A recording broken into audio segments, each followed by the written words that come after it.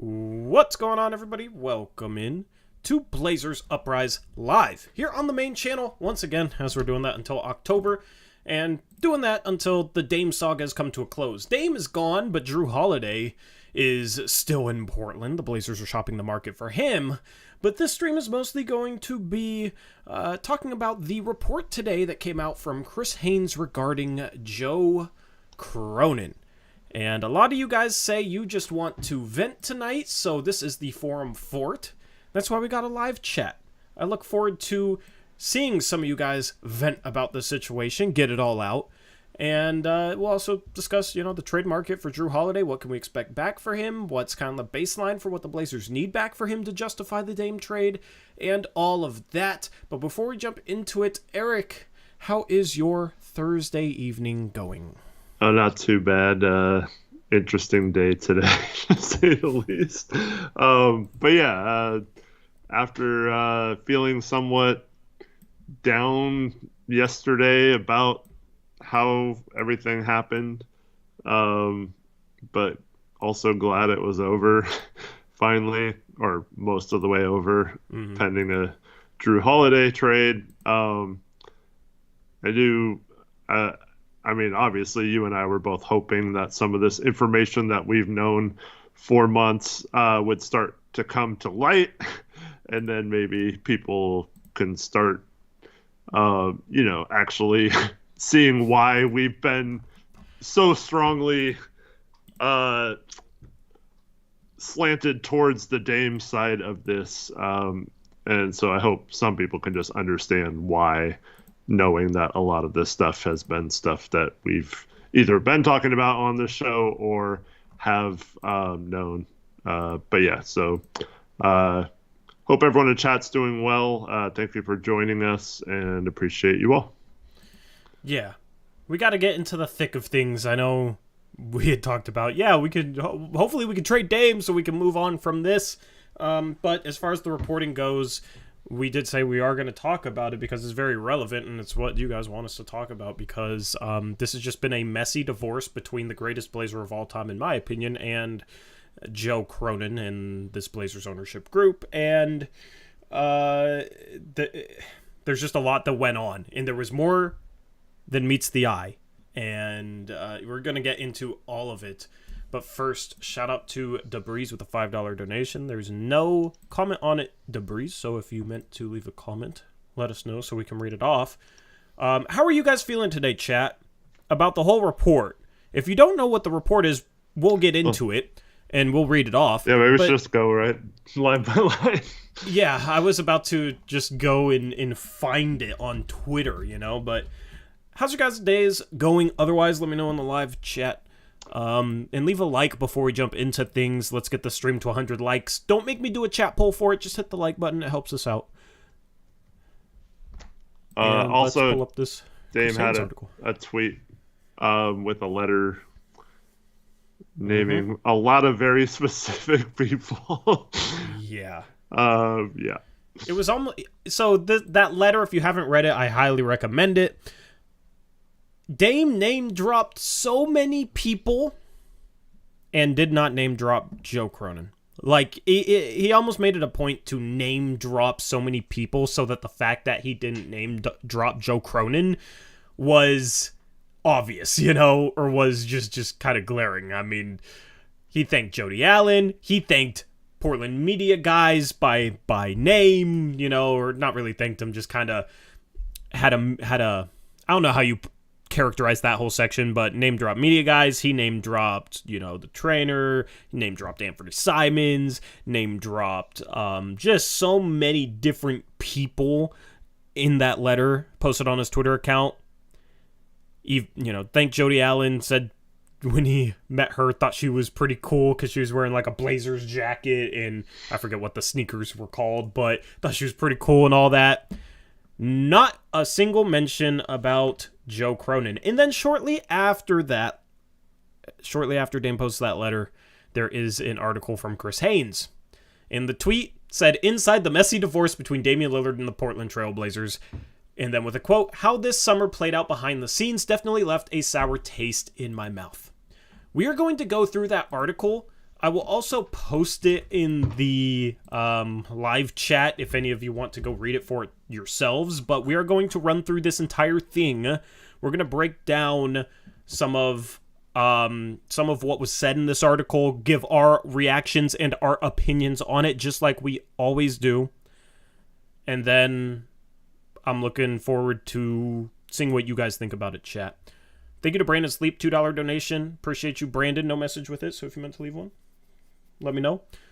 Thank you for the donation, though. Shout out Pasty Zach, member for 60 months, says, cried again at Dame's goodbye, heartfelt. Yeah, it hit me. And I had a tweet basically thanking him that kind of went into like why Damian Lillard means a lot to me as a Blazer fan. Like, he was a big reason why I wanted to cover this team, because I wanted to cover, obviously the Portland Trail Blazers, but I wanted to cover him.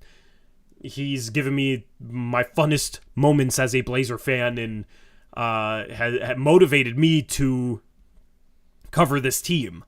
And, this channel is a pretty cool thing. We've got a great community of people here. I've met a lot of cool people through it. So, in a way, I feel like I can thank him for motivating me to do this, and then also just giving all the great moments as a Blazer fan and being such a great person in the community. So I left a tweet on that. So it definitely was tough on me the past 24 hours, because it's like we had 3 months to prepare for this, but still it is tough. Yeah, I didn't shed a tear today, but I obviously cried for the request to get to that point. So yeah, but yeah, it was more just anger today. Just like I said, I knew most of this was true. I didn't know that Dame had gone to him and rescinded the trade request, possibly. Well, let's get into that as we get into the article. Yeah, but we can stop as we read through the article. Yeah, but I just want to say, like, it was kind of just, I'm more just mad that, like, the Blazers have a person in this position that let it get to this point with Dame, and that's why I was so upset when he requested a trade, because, like, I knew that guy did not want to leave Portland, and he wanted to make things work here, and it's just a shame that it just all had to go down this way. Yep. And I forgot what I was gonna say. I was gonna say something, but I don't remember. Shout to Colonel Pancakes, $10 donation, says, for being the smelly kid in the room with no insider information and considered outcasts in the Blazers media sphere, the guys at Blazers Uprise seem to be vindicated a lot. Thank you, Colonel Pancakes, for the $10 donation, and I mean, we're gonna get into that a little bit after this, because we want to go into like our whole role in trying to report some of the stuff we've heard, and like, in regards to the situation, nobody was 100% right. But I think we were right on some things for sure, and I definitely want to talk about those things and kind of give my thoughts. But I'm kind of tired of the whole you have to be credentialed to hear anything, because if we have not proven that that's not the case, I don't know what else we need to do. We talk to a ton of people and we hear a ton of stuff, and some of the stuff is legit. Some of the stuff might be a little less legit. I don't know. It's tough with a situation like this to be 100% correct. So, the people that don't like us will point out when we're wrong, but we've never made stuff up and always try our best to bring the truth to light. So, shout out to Oscar, $2 donation, says, one media guy hasn't said anything about the Haynes report. Yeah, I'm not going to speculate on as to who that guy is, because I do know who that guy is, but it's not too surprising. And then shout out Peter Hollins with a $10 donation. What's up, Peter? He says, hey boys, the rescind was super hard to read, but do you really think we have a rebirth here and all things are positive on East Coast early AM flight, but much love. Thank you, Peter. I mean, as far as the roster goes, we have a rebirth and like things are, positive for a rebuild. Like, I have always said until Joe Cronin is gone, there is going to be a little bit of a cloud. And the thing is like maybe we're being a little bit too hard on Jody, because it truly does seem like Bert might have more of a hand in this thing than I've realized. So, ownership I think needs to go. GM needs to go, and then we can kind of be fully refreshed and like fully move on from this thing. But given the way Joe Cronin has handled things in this entire saga, I can't wait until we move on. Even if he handles these things well, what he does in terms of fetching a return for Drew is different than what he did in terms of how he handled Dame. Nothing he can do roster-wise is going to justify the way he handled things because, Eric, as we've always said, it's not the fact that he chose this direction, it's how he went about it. Yeah, I've said this for months. I don't agree with going rebuild right now. I will always want or wish that we could have had just one season where we actually gave Damian Lillard a legit chance to win. So I wish we would have given him that opportunity. However, if you wanted to rebuild and you thought this was the time, we got the third pick, the excitement of Sharp last season, plus adding in Scoot. Like, I understand that. But I've just said from the beginning, own it. Like, just say that's what you want to do. And it seems like most of the stuff we've been saying about how the Blazers didn't want to just come out and say that because they wanted Dame and maybe his agent to look bad, and his agent did a good job of doing that himself as well. But they wanted to make it seem like this was not their decision. They wanted to keep Dame, and he's the one that didn't want to be here anymore and all that. But that's not really the case. They wanted to move on from Dame for a long time, and they actually were very excited about Anthony Simons and Sharp last year, and very intrigued by, even before they got the third pick, about going young.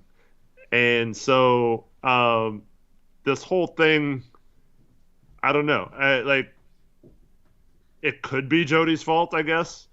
But the fact that Dame mentioned her, and it just seems like Cronin was the one that convinced them that this was the time to move on from Dame.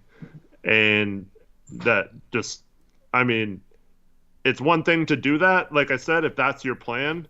But even after the trade request, Cronin was still lying about it. So that's always going to be my thing with Cronin. It's just like, he didn't just say, hey, this really sucks for Dame, but we had an opportunity to set this thing in motion.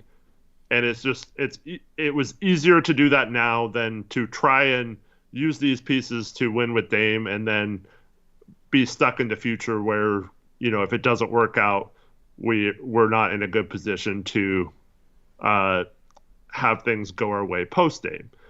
And I would have been fine with that. Like I said, I wouldn't have agreed with it, but I would have respected Joe for doing that. But instead, every step of the way, he said, we're committed. We're 1,000% committed. We're in super duper win now mode. We're doing all these things. Like, we owe it to Dame. We're going to be borderline ridiculously aggressive, or whatever he said. Like, all this crap. Like, it's just a bunch of crap. And the guy's a freaking liar. And I can't stand people like that are two-faced. And he has this persona that he's like the nicest guy ever. And that everyone just should just worship how nice of a dude this guy is. And it turns out he's the fakest, lyingest prick that there ever has been as a GM of the Blazers. And that includes a lot of bad people like Neil O'Shea. So, yeah, I don't know what else to say.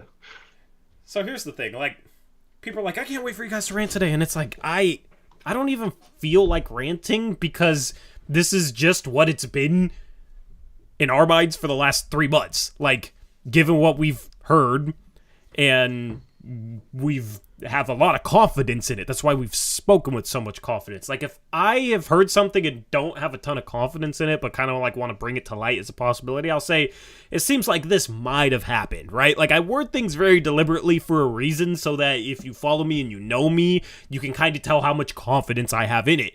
There's a reason why this entire summer we were speaking with a lot of confidence. You know, it's not like we can go into every detail of where information was from and where it was sourced from and who said what, but you should know that there's a reason why we had a lot of confidence. Now, there's times where we've had confidence and things have swung in different ways, so we don't bat 100%, but I mean, it just at some point you have a pattern of behavior that you can't excuse, and that's what Joe Cronin has, in my opinion.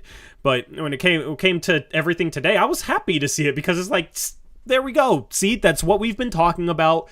That's how this thing has been. Finally, we get a little bit of validation. And then I see a lot of you guys, which if I were in your guys' shoes, I'd be the same way, where it's just like, what the hell? Screw Joe Cronin. You know, this is real. I can't believe he did this. Can't believe he handled Dame like this, you know? And I understand you guys need an event in here, so that's why we got the live chat for you. But for me tonight, it's just kind of like...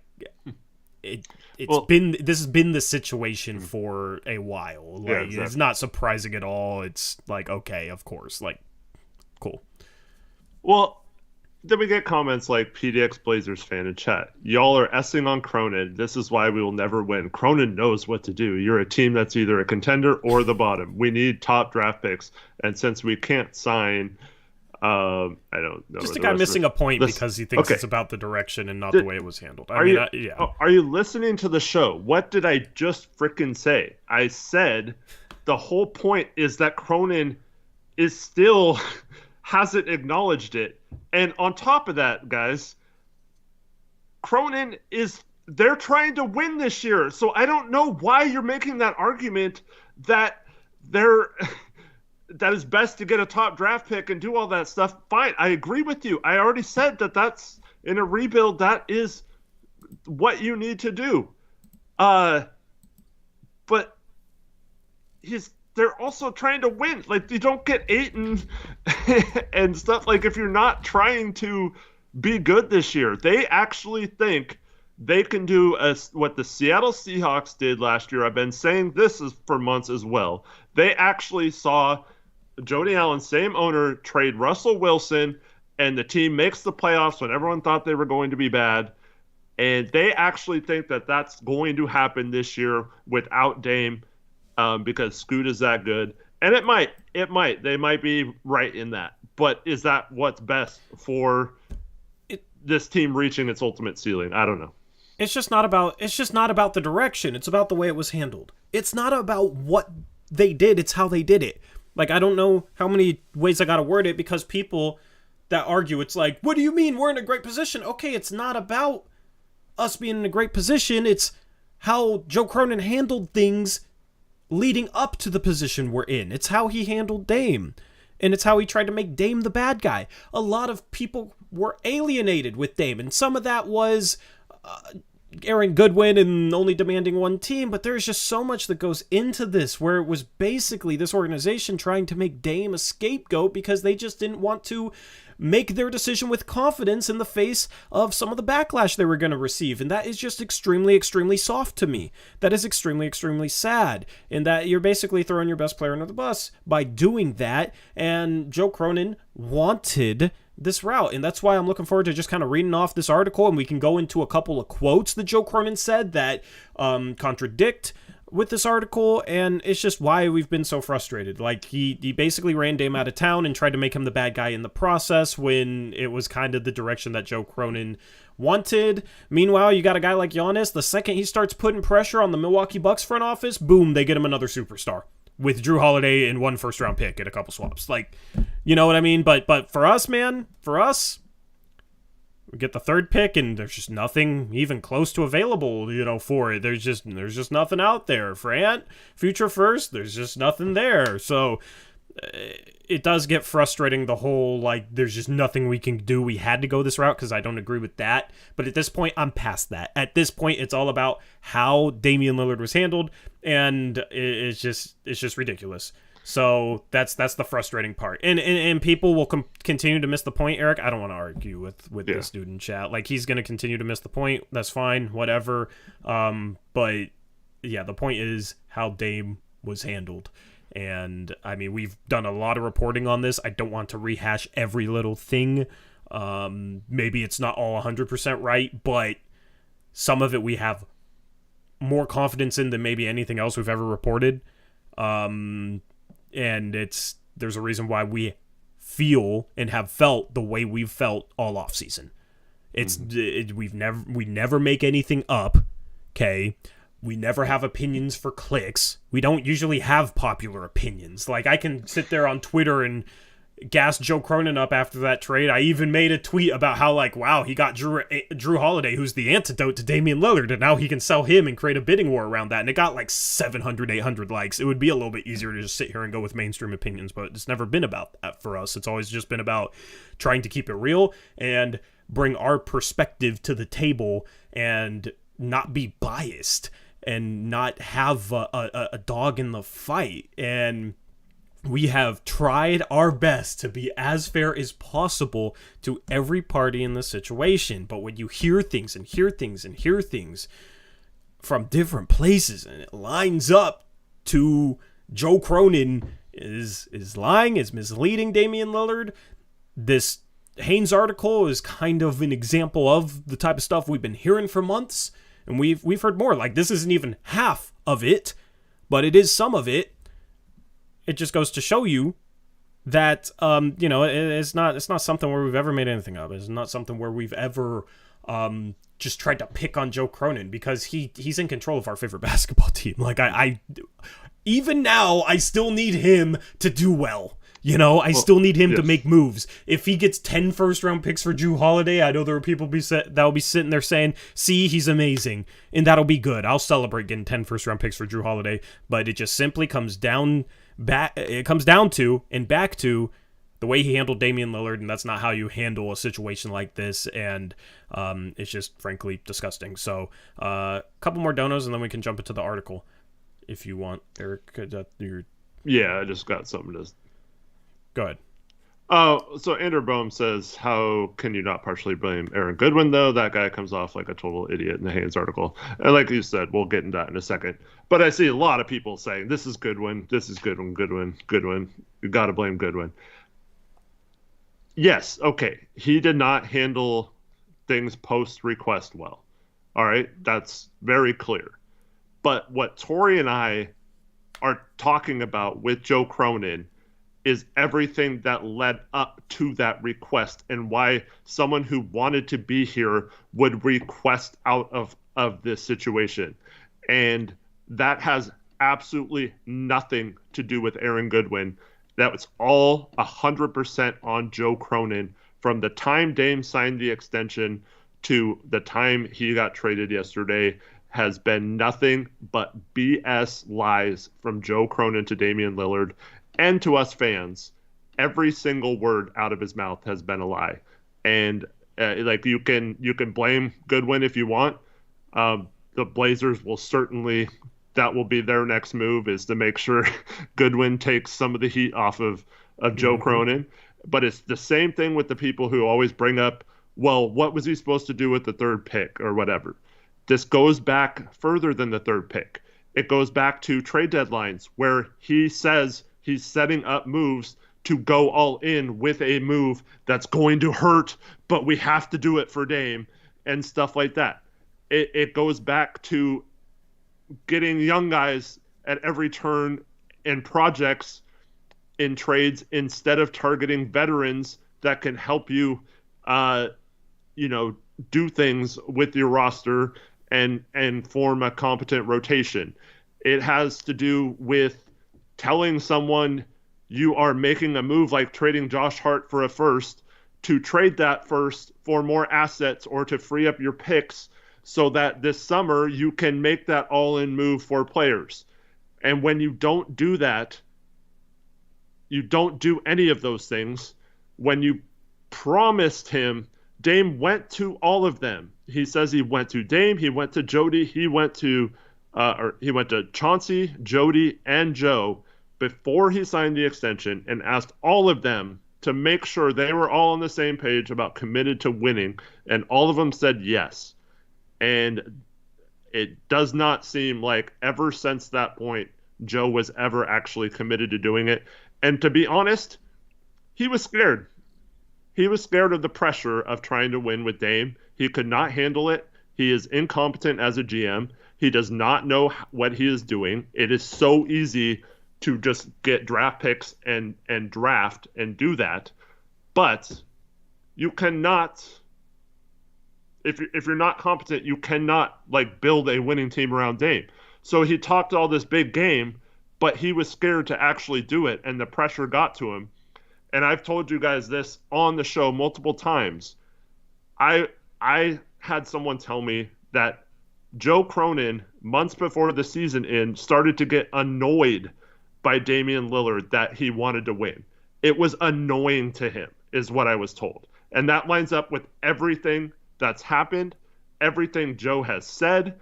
As like, I don't understand how he can lie, but we're supposed to like I don't know, just believe that he wasn't lying or something. Like everything he said has been a lie. So how is it that we're supposed to like take it or like treat him like, oh, he's doing a great job, he did the best he could or whatever, when he's literally lied, and it's proven factual lies. It's not something I'm making up or something that's like an inside thing or anything. He's actually proven liar. Yeah, so okay, people are saying how's he incompetent? He's building one of the best young cores. Here's the problem I have with that. Just a quick little side note. For the last 2 years, he said his whole goal is building around Dame, and he was so bad at that he had two of the worst teams in the leagues that had to take at the end of the year. And he ended up getting the 3rd pick and the 7th pick in years he was trying to win. So he failed so bad that he got a good young core out of it, and now we're applauding him for saying, good job building that good young core. That's not what he said he was trying to do. That is absolutely not what he said he was trying to do. If they didn't tank so well, he's sitting here with, I don't know, Jarris Walker and Dyson Daniels instead. But instead, they tanked well enough because they struggled enough because he had flaws on this roster that he didn't address while he said he was trying to win, that they were able to get the 3rd pick and just walk into Scoot Henderson. Why does he deserve credit for that? And it doesn't make sense to me. So I have a big problem with giving him credit for failing to do what he said he wanted to do and being able to get something out of that. His own words are, tearing it down and rebuilding is the easy part. The hard part is getting to contention or like making it going from good to great. Yeah. I don't like giving him credit for failing to do what he wanted to do. Okay, so we're negative, right? We're always negative about Joe Cronin, right? Always negative. Okay. This is why, though. Okay, go back to the 2021 trade deadline. He set up those moves, right, as look at all the flexibility we have, look at all the cap space, we're going to be able to do all these things this summer, right? Doesn't do crap, right? He ends up signing Gary Payton with the cap space or whatever, and he was injured at the time and needed surgery or whatever. Okay? And then he says, like, oh, well, we're just setting it all up for the trade deadline or whatever. And then the next trade deadline comes, and he gives away assets and stuff, and he says, I know this is going to be hard for you guys to trust me, but trust me, we're planning on great things. This is going to set us up. But Tori and I told you guys, like, for when we made all those trades for like Norm and CJ and Rocco, when we traded those guys away, you know, like Woj tweets out that the Blazers will have $60 million in cap space. We immediately shut that down. No, that's not true. And we're just going to re-sign our own free agents and that kind of stuff. And then when Gary Payton signed, everyone's like, why aren't you guys stoked? It's like, because we got hard capped and it limited us from.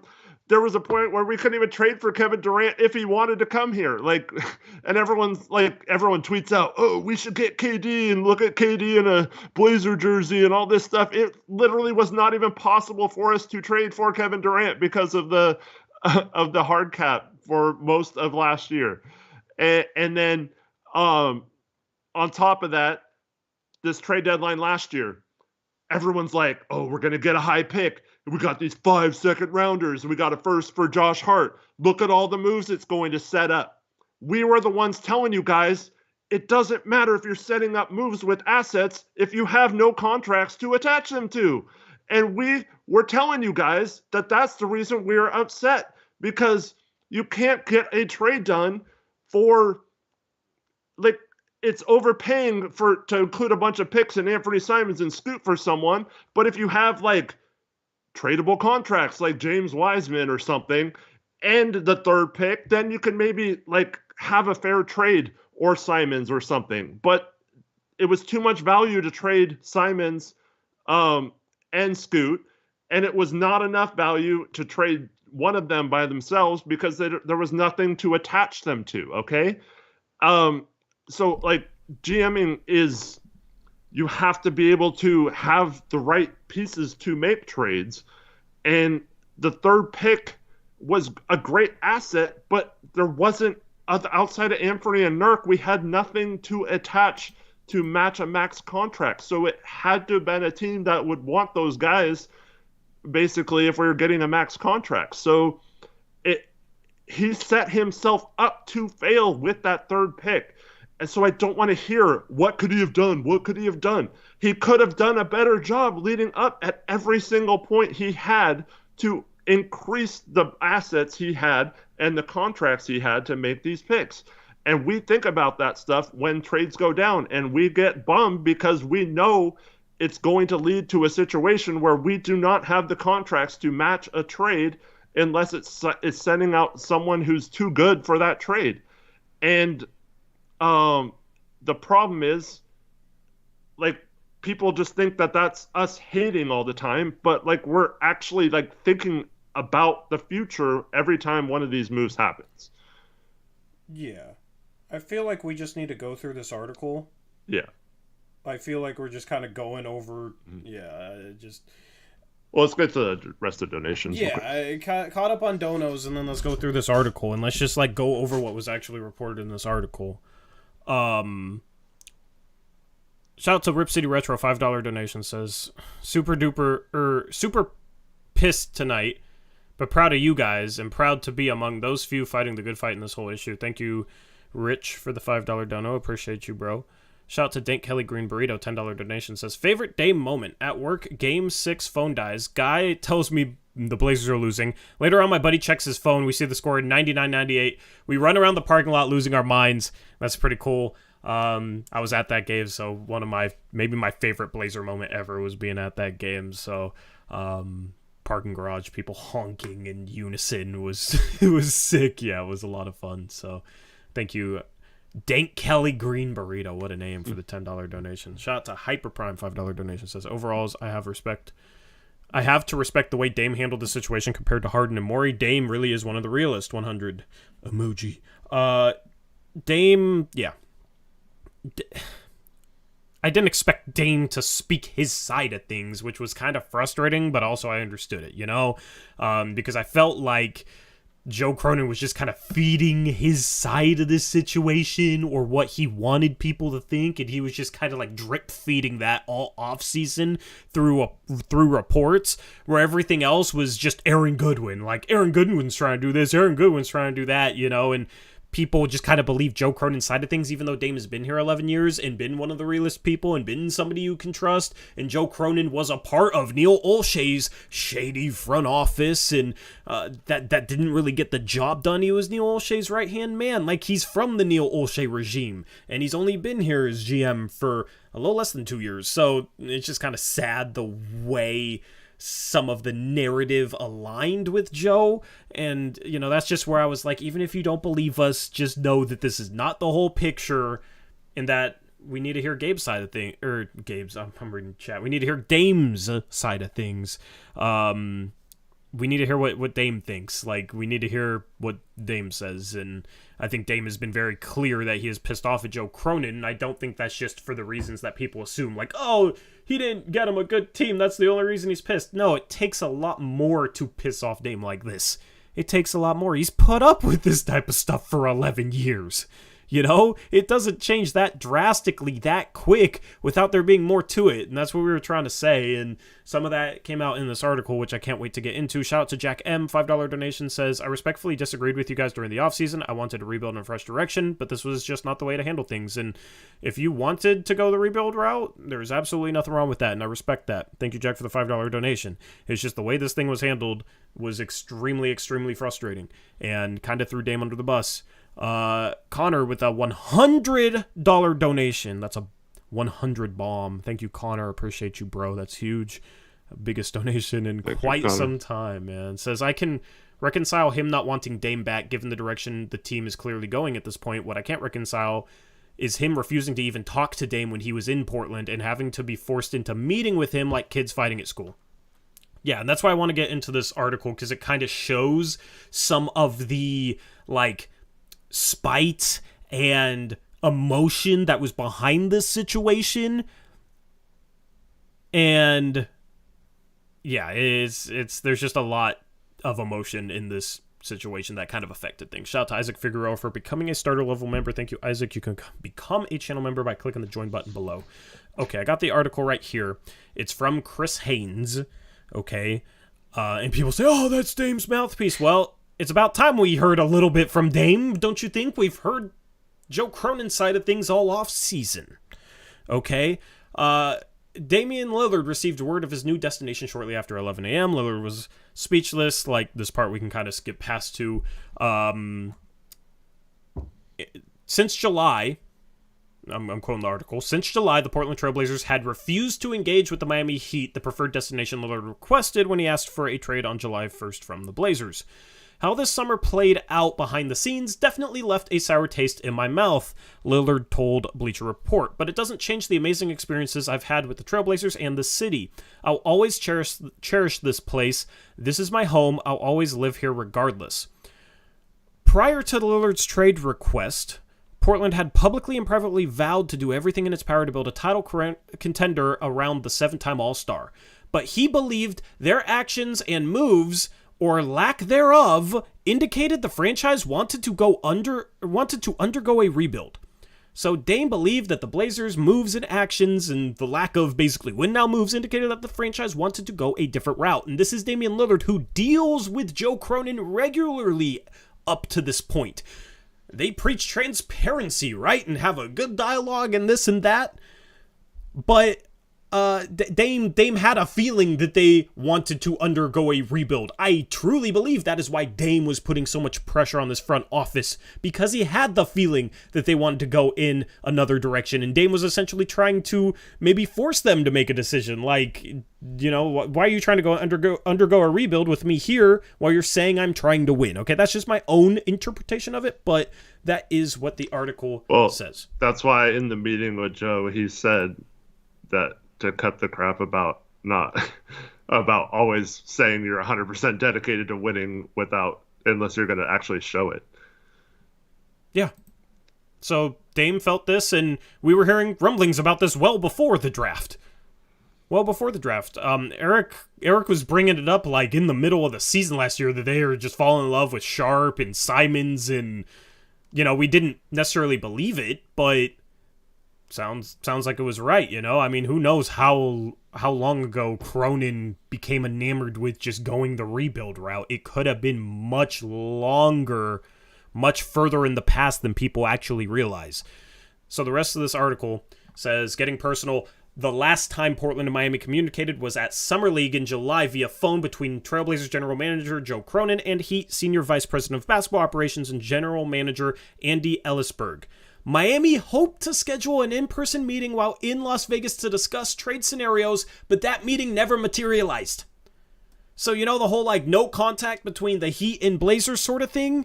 like Portland just wasn't even willing to give them the time of day. And people say that's because their trade package wasn't good enough. It's not like they got a clearly better trade package from Milwaukee. It depends on what they get for Drew. It could end up being better than what Miami could have given up, but this just reeks of spite and anger from Joe Cronin towards Miami in this scenario. And Steven has tweeted that he didn't think that Joe Cronin wanted to trade him to Miami. I've heard that Joe Cronin didn't want to trade him to Miami. I heard that Bert Cole didn't want to trade him to Miami. It just seems very clear based on how this whole thing has gone on and just what I've heard and what other people have heard that Joe Cronin did not want to trade Dame to Miami, not because they didn't have a good enough package, but because it was Miami. Now, who knows if it was just him being pissed off about the Aaron Goodwin thing, the Dame thing, whatever, but like, it's what I said a while ago. Like, I don't think Portland wants to do right by Dame at all. I think they want to purposely not do right and trade Dame where he wants to go. I've had this feeling for a while that they did not want to trade Dame to Miami. They didn't want to do it. So the rest of the article says Portland made it clear. Go ahead. I just want to say for that, okay, it works both ways. You can't say that you're going to do what's best for the Blazers by exploring other options for Dame via other trades other than Miami, but then not listen to Miami's offers, because how would you know what they're offering or what that would entail, right? So how can you say you need to do what's best for the Blazers and not, doesn't that mean you have to listen to everyone? If you completely cut a team off from even being able to talk to you, aren't you limiting what you can do, so you're not necessarily getting the best deal? Yeah, it's not. It was never in Portland's best interest to completely cut Miami out. Just because you listen to their offer or like try and get them to offer more doesn't mean you have to take anything that they bring to the table. Like, you could sit there and say, nope, we need more. Nope, we need more. Nope, we need more. If I'm pissed off at a team like that, I'm just going to sell them. Like, I'll talk to them and I'll just say, nope, you need to bring more. Nope, you need to bring more. And then if it gets to the point where they're bringing a ton to the table, then maybe I take it. But if not, I'm saying, oh, no, that's still not good enough. But it didn't even get to that point. That's what people were trying to make it out as, is like, oh, well, Miami just is not offering enough to Portland. Portland wouldn't even sit down in Las Vegas in Summer League for a meeting. And, like, we're not talking to Miami this entire time. And Las Vegas is where you have basically every general manager. It's super easy to just sit down with another general manager and just kind of like talk things out a little bit. Portland wasn't even willing to do an in-person meeting in Las Vegas. Now, why would that be? I don't think it's because, oh, we're trying to do what's best for the team and we just know for sure that we are going to get a better deal than Miami. No, it is obviously out of spite. Obviously out of spite. So that was kind of my problem. Like, if they trade him somewhere else because they feel like it's best for the team, fine, I get that part of it from Portland's end. But specifically not trading him to Miami and maybe giving up, maybe taking back a worse package than what they could get back from Miami, I just thought was inexcusable, because you're putting emotions ahead of the job if you're Joe Cronin. And it feels like, as we read the rest of this article, which we will, that's what he did. So, going back to the article, the Trailblazers felt they were pressured into what they deemed to be an unfavorable starting point in negotiations. The NBA stepped in and warned Goodwin that Lillard could be subject to discipline if Lillard's camp continued to disrupt quality offers Portland could field. I wanted everyone to understand that even though we didn't have a no-trade clause, a provision that's not afforded to Dame under the CBA, which Eric mentioned numerous times, I was going to do everything in my power to control the market and help get my client to a place he wanted to be, Goodwin told Bleacher Report. The Heat say they never had a legitimate opportunity to negotiate throughout the process. They felt like Portland allowed emotions to get in the way of business. Lillard's camp believed it had become personal. Miami believes it could have included a third team and netted the Trailblazers up to 3 first-round picks with the inclusion of Tyler Hero. Frustrated with the lack of suitable offers, sources say the Trailblazers ceased all communication with Lillard and Goodwin in early September. Portland's rationale for keeping them in the dark was to prevent Goodwin from getting involved in potential deals behind the scenes. For approximately 3 weeks, calls and texts to the Trailblazers from Lillard and Goodwin went unanswered. So Portland just started ghosting them. Just like that girl in your life, Portland just started ghosting them. But it hasn't even gotten good yet. It hasn't even gotten good. How long is this article? Maybe I skip over sections. Yeah, let me look. In late August, Aaron Goodwin suggested Cronin that he meet with Lillard to mend the relationship in case his client were to return to the team. Cronin agreed, and they met at Lillard's Portland area mansion on September 5th. It was the first time the two had spoken in quite some time. With a little less than a month away from training camp opening, the two sat in the entertainment center of Lillard's home, and the meeting lasted about an hour. Lillard expressed his disappointment with how the situation had been handled, citing his steadfast commitment to the organization over the years. He questioned why there was no dialogue with Miami, and expressed how it would be disheartening to be sent somewhere against his wishes. According to sources, Portland had asked Lillard to sit out the final 10 games of the regular season to help the franchise improve its lottery odds. He was told the higher the draft pick, the better chance they had at using the pick to facilitate a trade for a proven veteran player. He reluctantly acquiesced to being shut down, citing a calf injury. So this goes along with what you were saying, Eric. Now, what you heard is they promised him that they would trade the pick, you know. Maybe they just said, yeah, sit out, and it gives us a really good pick that we can trade. You know, who knows exactly how Joe Cronin phrased it? But yeah. Go ahead. Okay, so there's a difference between saying, I promise you we'll trade the pick, or Dame believing what he said was a promise. And I don't think Dame sits out unless he feels like a promise was made to him that the pick would be traded, unless it was Wemby. And they discussed everything, including what would happen if Scoot Henderson was on the board at that point, and he plays the same position as Dame. It was a no-brainer that they would trade it.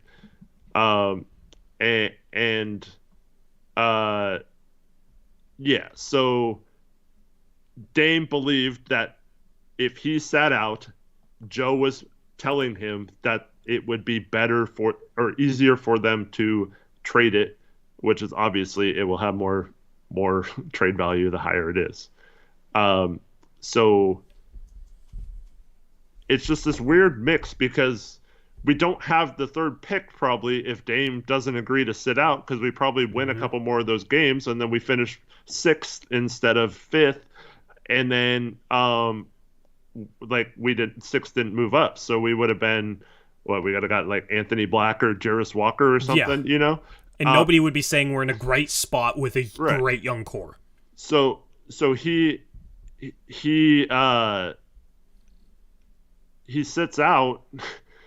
And the Blazers only get Scoot because Dame sat out. So it's just ironic that then they wouldn't trade it for him. And for those that saying it's speculation or whatever, okay, sure, whatever you want to believe, dude. That's cool. And then also Dame's tanked before.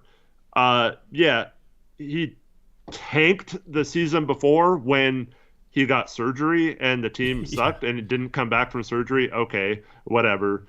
But I think you're missing the last game of the season when he promised the fans that the organization would not do this crap another season. And he did not. He was mad that they even suggested that they tank when they were still mathematically in line for a play-in berth. Yeah, and we were talking about this during the season. We were speculating as to, when are they going to shut him down? How is Dame going to feel about getting shut down if they go and tank? How can they make it so that it's okay with Dame where they tank the rest of the year? Because Dame said, this is not how it's going to be next year. Like, we're going after it. And they were only 2.5 games out of home court advantage at the trade deadline when they decided to make the team worse and get a draft pick back for Josh Hart instead of maybe trying to get role players that could have helped the team make a playoff push. That's the thing, is they were not out of playoff contention whatsoever. People say, oh, well, the team just wasn't that good.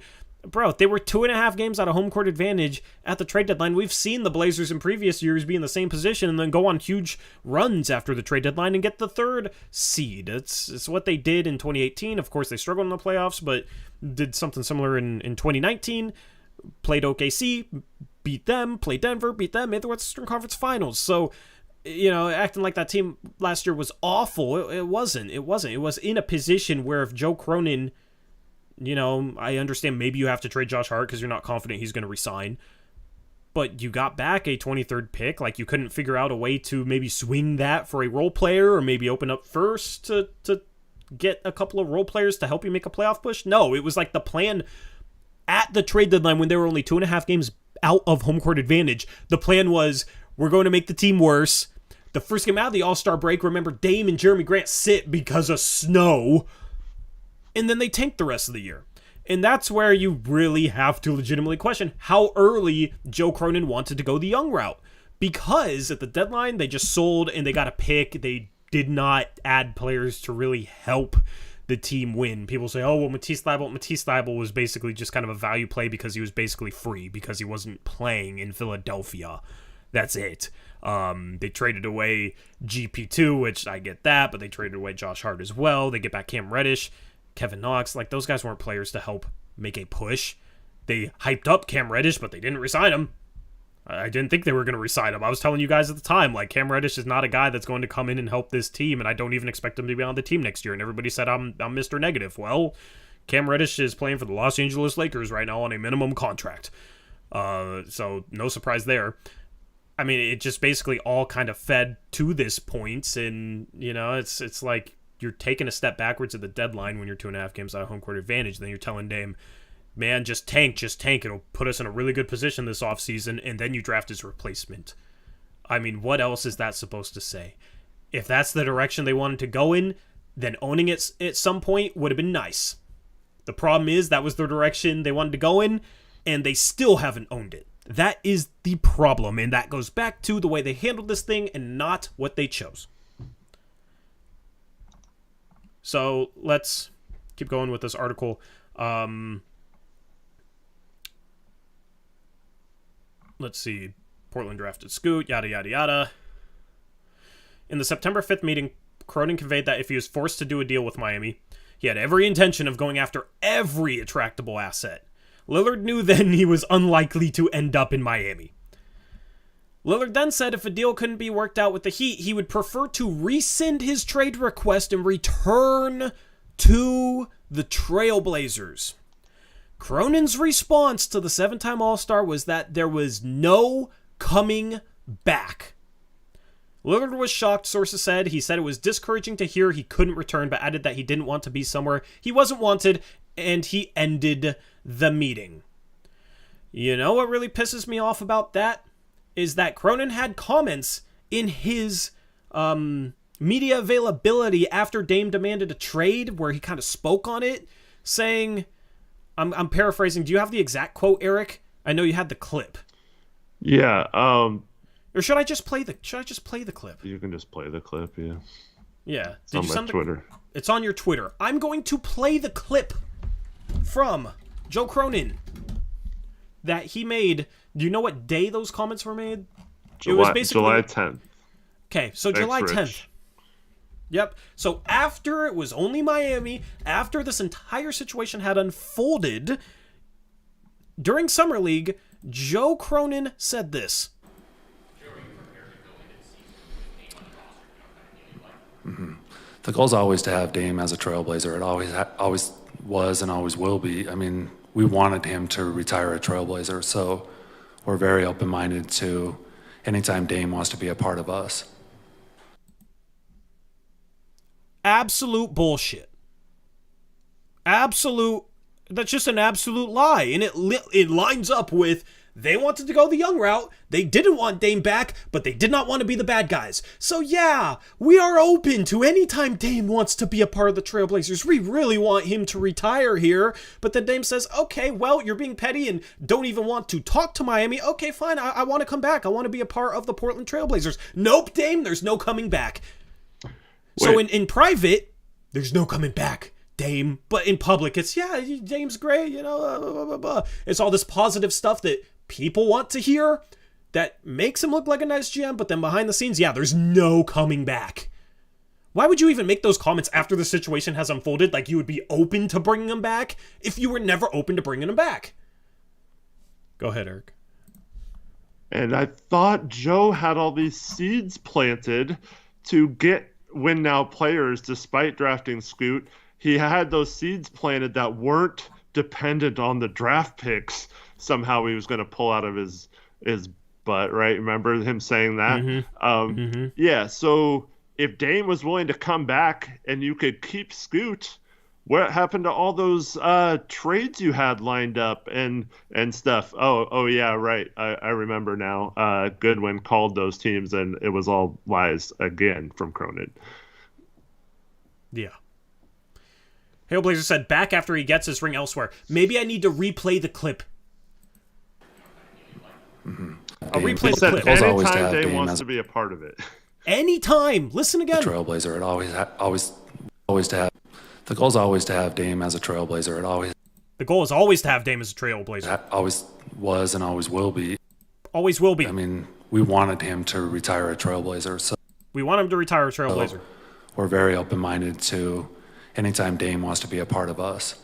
We're very open-minded to any time Dame wants to be a part of us. Like, anytime. Guys, stop trying so hard to excuse him. The words are the words. He said what he said, and there's a specific reason, and it's everything that we've kind of laid out with he says things for a reason, okay?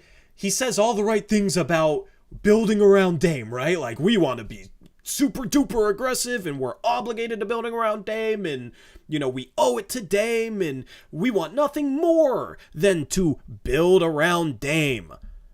We're open to any time Dame wants to be a Blazer. We're always open to it. There's a reason he says all these things, but he does not operate based on what he says publicly. And that is the entire problem, where it's made to make Dame look like the bad guy because he's saying all this stuff publicly, but privately, when it comes to Dame, like, okay, well, you don't like Miami, don't want to send me there? Okay, I'll come back. Nope, no coming back. I mean, come on.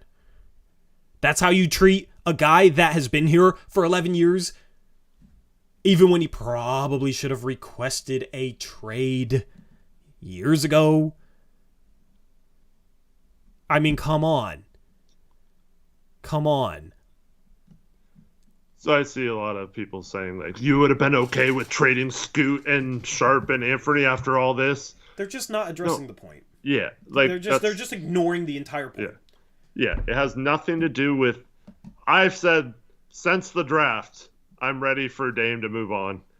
They made their decision. I didn't like it, but I'm ready for the rebuild now. Let's just rip the Band-Aid off and trade Dame and do it. And I admittedly believe that Dame, because of all these lies and because of Joe's deception and because of his willingness to sit out and his loyalty up until this point when he felt like he had no other choice because he couldn't trust that the organization would ever do anything to win with him. I believe in my heart, feel free to disagree, that Dame deserved a little bit of, okay, we will try to work with you to get you where you want to go. So if the Blazers truly did not engage with Miami at all, refused to meet with them at Summer League and all that kind of stuff, refused to ever talk seriously from that point on, I believe that that is disrespectful to Damian Lillard. It doesn't mean you had to trade him to Miami. It doesn't mean you had to take a bad deal or lose out on assets because of his request. But I do believe they made it personal when they should have gone the other way. And Joe's even said it multiple times. They owe it to Damian Lillard. I believe they did in this situation. They owed him to at least explore that as much as possible and not just close it off as, you want Miami? Well, tough crap. We're going to trade you anywhere but Miami. Yeah. Yeah. And if you're going to make statements about how you're always going to be open to him being a part of the team, then when he says, okay, well, you don't want to send me to Miami, okay, I'll come back. Be open to it then. You know what I mean? But that's the problem, is their actions and their words have always contradicted. Always contradicted. There's a comment that says, Dame said, trade me. A business cannot allow any player to come back to the team while waiting for a trade. Yeah, they can. Brooklyn did it last year with Kevin Durant. The Lakers did it with Kobe. Wasn't that what people were saying? Just hold on to him, let him rot until we find a deal, right? Yeah, I mean, but that now was they're the whole, saying like, they're pro-Cronin narrative. Now they're was saying that we they're can not wait. Supposed to? So, like, what? We had to take whatever, even if it was seconds, whatever was being offered on Sunday, on October 1st, because it's the day before Media Day, and we just can't go into Media Day. The whole thing was like, we can take him into the season. We have the power. He has 4 years left under his contract. And for all of you saying confirmation bias, or how do you guys know this is all speculative? Every single one of Joe's actions since he took over has been this way, and people just ignore it and say, oh, he's doing the best he could. He tried. Bull crap. He did not try. He did not want to. He wanted to rebuild. Okay? You guys are just ignoring all the actions. You just can't believe someone's word when their actions never match their word. He has not once said, I am really intrigued by this young route and wanted to, and it was just too much for me to pass up on this great opportunity to set ourselves up for a decade. He has not said that. His whole messaging was that he was still trying to win around Dame, and that has never been the case. Good night, man. Get the heck out of here if you're just going to not listen to anything we said. Yeah, because we got people in chat in all caps. And so what if he wanted to rebuild? It's not about that he wanted to rebuild. It's about how he lied about it and went about it. It made Dame out to be the bad guy. Like, I don't know what else to say. And here's the thing, is people were like, Cronin didn't want Dame to request a trade.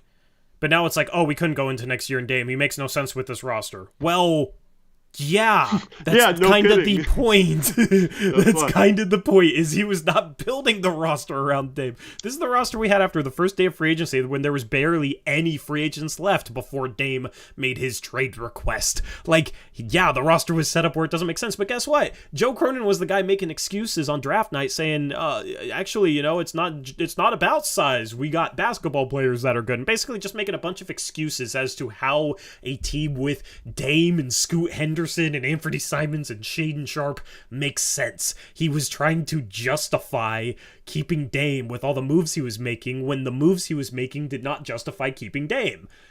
But, I mean, that's just a perfect example of how he's going the rebuilding route and going the route of the core is Scoot, Ant, Sharp, maybe Ant gets traded down the line, who knows? He was going that route, but didn't want to own it. So he was trying to make it seem like, yeah, we want to keep Dame with this.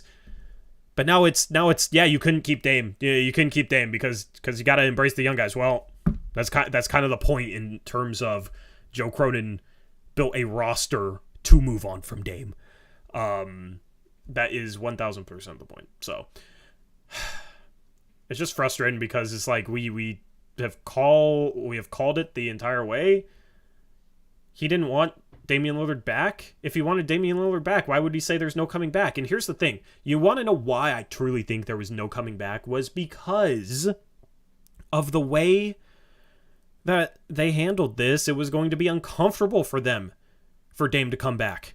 it was going to be uncomfortable because they didn't want Dame speaking on the situation. They didn't want Dame being asked questions about the situation. It's what I said leading up to Media Day, was that they didn't want the distraction. They didn't want the uncomfortability. Like, they wanted to trade Dame before the season. That's why I said they were going to trade Dame before the season, despite other people saying they might keep him into the season. That's why I always believed he was going to get traded in September. It was because the pressure was going to get too strong and they did not want to take him into Media Day. If the bridge was repairable and they actually wanted to keep him, and Miami's package was so crap and Dame said, you know what, actually I'm willing to come back, then why would that have not been the solution and the resolution? That is my question for people who defend Joe Cronin.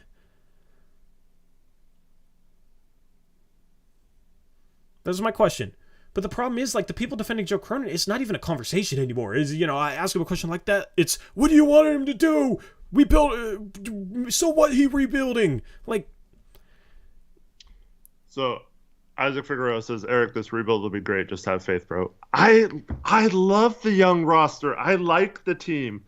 I'm not a fan of Aiden, but maybe he'll grow on me. I don't know. Grant grew on me. But, like, I'm fine with the rebuild.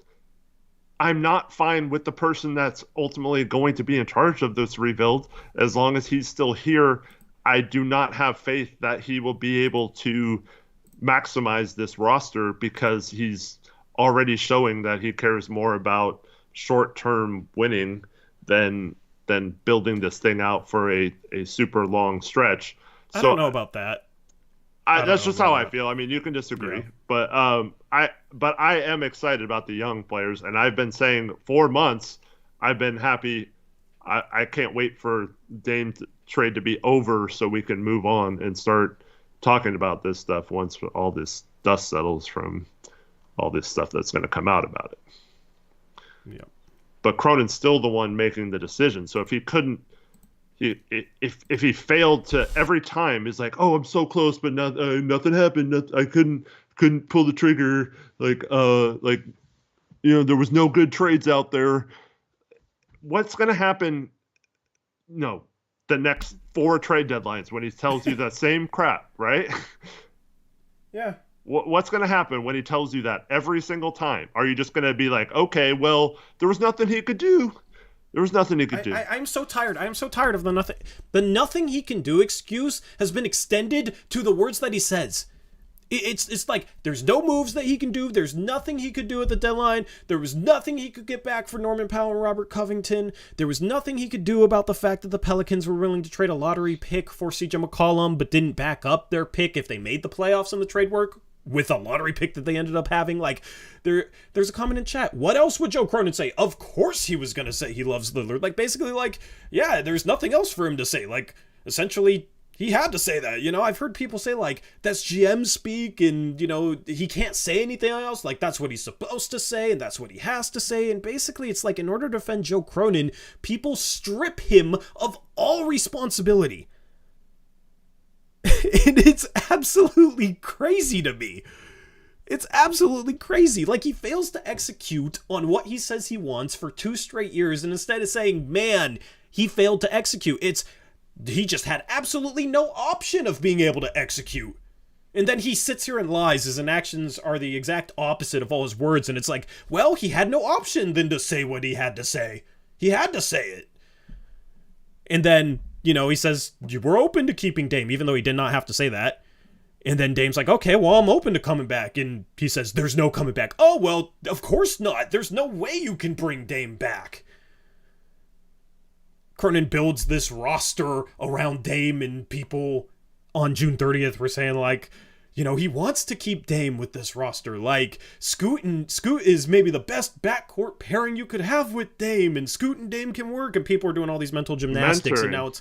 And now it's well, Cronin had no option to bring back Dame because Dame doesn't make sense with this roster.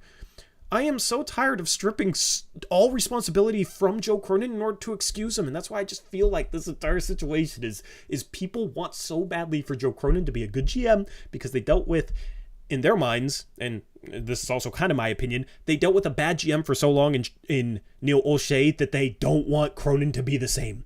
They want Cronin to be different. So they are sitting there trying to excuse the everything that's happened regarding the best player in franchise history, who's also extremely loyal, being at odds with the general manager, whose actions don't match his words whatsoever.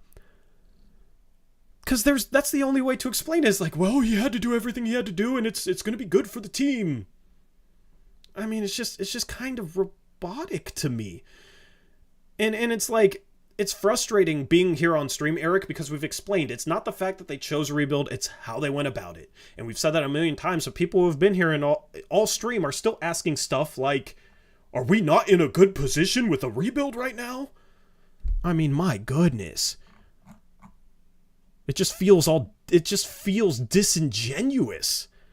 And that's why it's so frustrating for us. And that's part of the reason why I can't wait to move on, is because just like, at this point, people that stick their head in the sand and don't want to hear anything won't hear anything. Like, there's really nothing else to say, but it's just like, there were a lot of people when this report that came out saying, you know what, I was questioning you guys, but man, this report really showed to me that you guys were right. So, yeah, this is kind of like the last blow-up stream about this, in my opinion, unless we hear something like Joe Cronin did something drastically bad. I do find it funny. I think there's one thing we would all be in 100% agreement, and not a single one of us would be defending the GM in this situation. And quite frankly, you're lying if you say you would still defend the GM in this situation.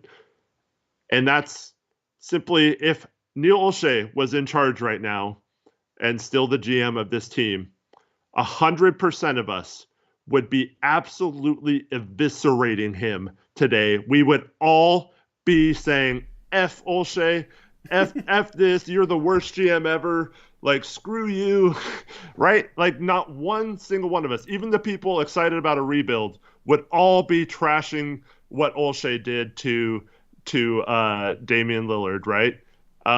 And so it's just funny because Joe is perceived to be a nice guy or whatever, even though that's complete BS. But yeah, it's like not one of us would be sitting here saying, well, Olshey did what he had to do. There just wasn't any good trades for the third pick. Yeah. What was Olshey supposed to do all those years? There just wasn't any trades that were available, you know? And that's the frustrating part with some of this fan base, is like, people attach themselves to either a coach or a GM or just like someone, and then it's like they can do no wrong. They can do no wrong. And it's no matter what happens, like, this is my guy. And if you have any criticism for him, screw you. You're dumb and an idiot, and just anybody that has any criticism for their guy, they'll just absolutely attack and attack and attack. We're talking about sports at the end of the day. If you're blatantly, personally attacking people and trying to tear people down and going after them because they have a sports opinion and have done nothing wrong to you, then that's just ridiculous. That's just ridiculous. You know? Anyway. We'll thank Donos in a second. The situation is extremely frustrating, but, I mean, hopefully more stuff comes out about how Joe Cronin has handled things. I mean, there's a reason why I said, I hope the truth sees the light. I hope the truth comes out. There's a reason why I was saying that for the entire offseason. So, the rest of the article on September... Go ahead. Well, our favorite commenter, Gray Hughes, is in. Was there anything wrong with Cronin not accepting Dame back? The Blazers were moving on. Made sense to me. All right. You probably missed most of the show. I know you're a busy guy. There's no problem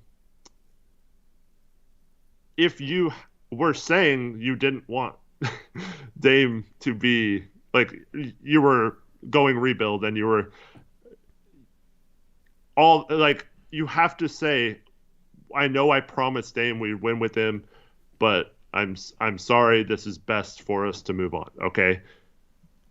If you're saying we still want Dame to be a part of this anytime he wants to be, but behind the scenes you're not doing that. You're doing the complete opposite. That's where we have the problem, okay? It has nothing to do with whether it's the best decision.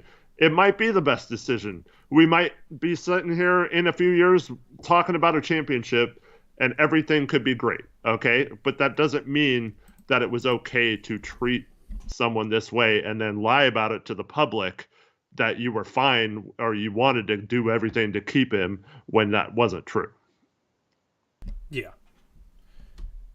Yeah. I just, in the disconnect between Dame asking out and, like, the reason he asked out was because of the way they handled everything, because of the way they misled him, and the fact that they drafted his 19-year-old replacement. Like, the Blazers are why Dame asked out.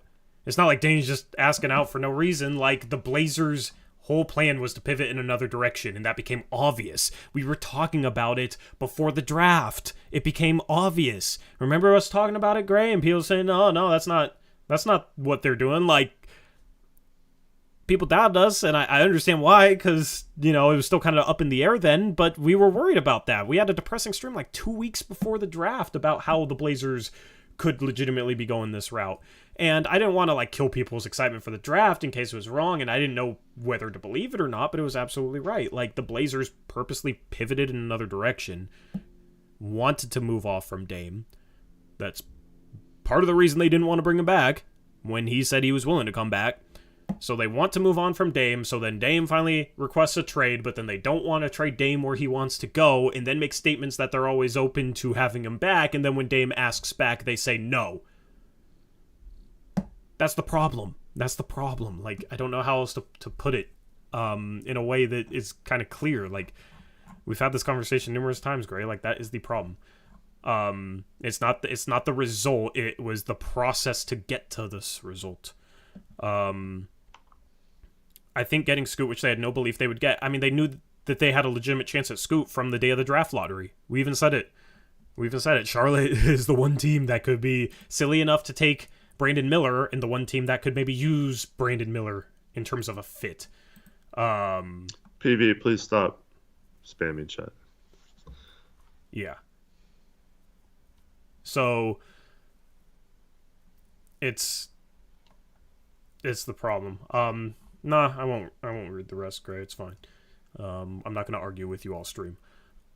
So, on September 11th, Dame started showing up to the Trailblazers practice facility to work out. He went in for 8 days. He said Cronin did not address him once.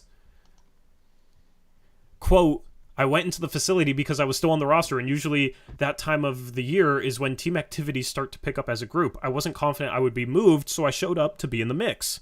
Lillard told Bleacher Report, I didn't go there to cause any problems. That's not my character. If they felt that way, it wasn't my intent. I was just trying to get acclimated, and everyone was happy to see me. Every single person except Joe. He never spoke to me. And when I noticed that, I made up in my mind that I'm not going out my way to speak to him.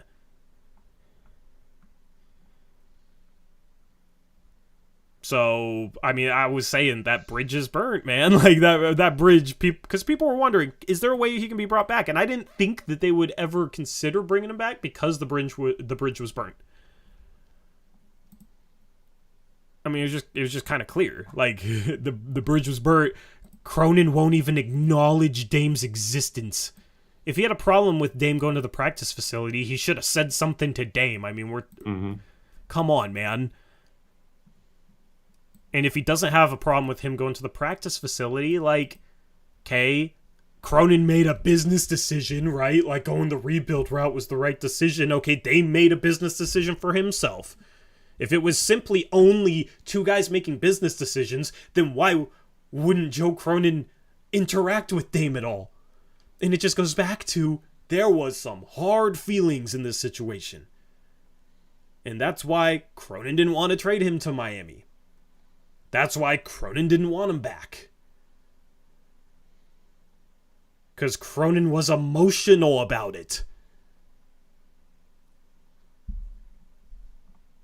So, The rest of the article, with the situation getting uglier, Goodwin began orchestrating a contingency plan. He met with his client on September 17th and went over other viable options that fit the team criteria they sought. Milwaukee and Brooklyn were the alternative targets.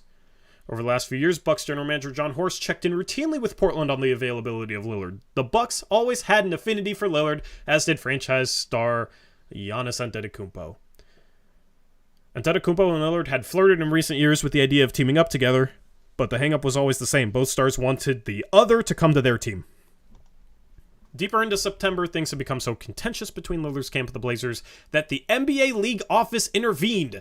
On September 23rd, a Zoom meeting was organized by the NBA featuring league officials, Cronin, a team attorney, Lillard, Goodwin, and Ron Klempner, the general counsel for the NBA Basketball Players Association. The meeting was scheduled with the purpose of opening up the lines of communication between the Blazers and Lillard's camp. The session got volatile at certain junctures, with both sides expressing their trust issues with the other. At the end of the session, Cronin promised to do a better job communicating. In the days ahead, Cronin and Goodwin started communicating again. So the NBA... Eric, I had not read that part of the article. This is new to me, actually. So the NBA has to step in like a parent for the GM of a team and say, hey, you need to do a better job communicating here. That's kind of embarrassing, right? Like, come on, man. It's just the fact that the NBA had to step in and tell Cronin, you need to communicate more, just shows how Cronin was handling this situation unprofessionally. I've never even heard of that. Is there any other situation where the league has stepped in on a Zoom call? I mean, I haven't even heard that about Harden and Morey, and they hate each other's guts. I mean, oh my goodness. Oh my goodness. It's just ridiculous. Like, and here's the thing. People say, well, Cronin was handling it this way because Aaron Goodwin is the worst. Okay, why couldn't Cronin communicate and see if, is there any other teams? Like, Miami isn't offering enough. Can you get Miami to offer more? If they're not offering enough, will you be open to opening up other scenarios? Like, Cronin did not have to handle it this way. Mm-hmm. Like, people just want to be mad at Goodwin and not mad at Cronin. That's what that is. So, like, Cronin's behavior, no matter what, is justified, and it's, Cronin isn't communicating, and Cronin is being spiteful towards Miami, and Cronin is being weird about this whole situation. Yeah, that's all Aaron Goodwin's fault. The NBA stepped in to tell Cronin to communicate better. Yeah, that's Aaron Goodwin's fault, too. Oh, Cronin didn't do anything? Oh, yeah, that's not his fault. There's just nothing available. Cronin said this? Oh, that's not his fault. That's just GM speak. It just goes back to the whole stripping of responsibility from Joe Cronin in order to excuse him. Oh, it's Chris Haynes' article? Yeah, that was obviously leaked by Goodwin and Dame. Yeah. There's another one. Like, oh, my goodness, man. My goodness. So the rest of the article, no one at that point suspected Milwaukee is a real threat to land Lillard. The franchise already had a championship nucleus intact, and the front office wanted to protect relations with Drew Holiday, a player with the Bucks, whom the Bucks hold in the highest regard. Cronin elected to go with the Milwaukee package in a 3-team blockbuster, pulling off the biggest transaction of his brief reign as general manager. His haul, DeAndre Ayton, blah, blah, blah, blah, blah. For Milwaukee, gets him a chance at a championship. Giannis said, Drew is my effing brother for life. I love his family. I love him. I appreciate him. I wish him nothing but the best. He blessed me with an effing championship. He's the one who made that huge steal in Game 5 of the finals. I went to battle with him multiple times. F basketball, F the media stuff. This guy is my brother for life, and it's always going to be like that. He's going to thrive wherever he ends up. It was clear the moment is bittersweet for Antetokounmpo, who has genuine admiration for both players. Now, at the same time, I'm excited to have Dame. Giannis said he gives us a chance to win a championship. I'm excited to play with the caliber of a player that he is. He can score the ball in his sleep and shoot the lights out. It's a bittersweet day for the city of Milwaukee. You get Dame, who's a great player, but you lose a great guy. Drew took us to the promised land. I'm 10 years in now. I know it's a business. At the end of the day, Drew will always be my brother for life. He's one of the best human beings I've ever been around, but we've got to focus on the goal to win the championship. Dame wants this. He's hungry to win, and he's going to push us. I'm very happy to have him on our team.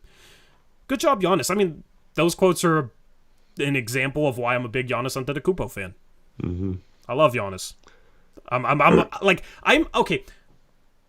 Like, the fact that Dame seemed okay with going to Miami, like, it's going to be a little bit more fun rooting on, or not Miami, Milwaukee, I mean. It's going to be a little bit more fun rooting on Dame when he's playing with Giannis, because I'm a big Giannis fan.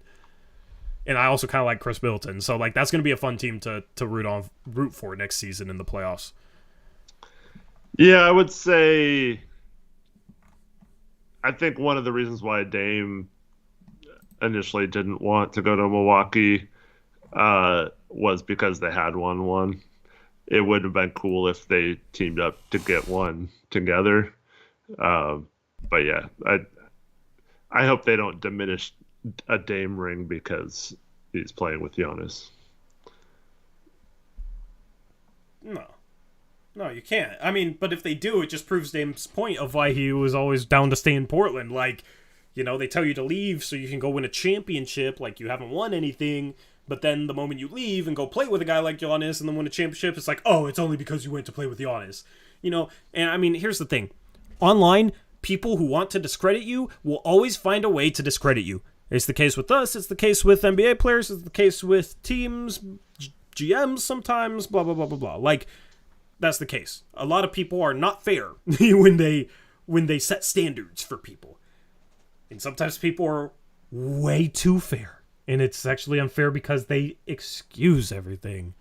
And certain people can do no wrong. Mm-hmm. Like, here's the thing. In the end, I understand that Goodwin could have handled this a little bit better. He didn't even get his solution of Miami. And maybe he should have...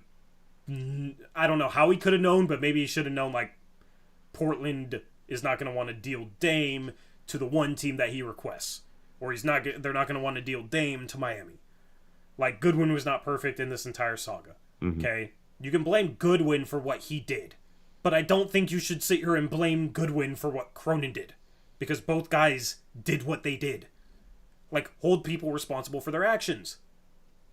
But that's the thing, is people really, really want to hate Goodwin and really, really want to like Cronin.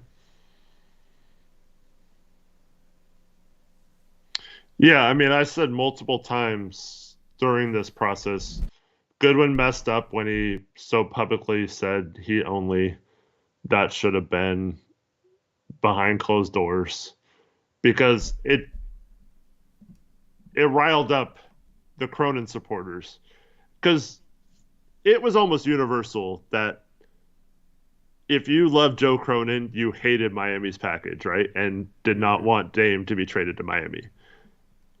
So he would be letting down, even if he got the best deal from Miami, he would have to do that and go against all the people that are blindly supporting him no matter what for like to get that package or whatever. So I think he almost smartly realized that they could use that against Dame and Goodwin.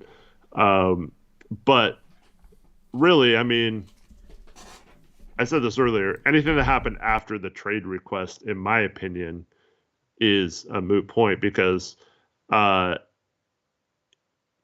what I understand to have happened is that Dame and Goodwin were willing to keep it a secret as long as Cronin didn't try to make Dame look bad when he gets traded or when it comes out that he requested a trade, because he keeps saying he wants to win with Dame, and then it would make Dame look like he wanted out even though Cronin was still trying to win with him.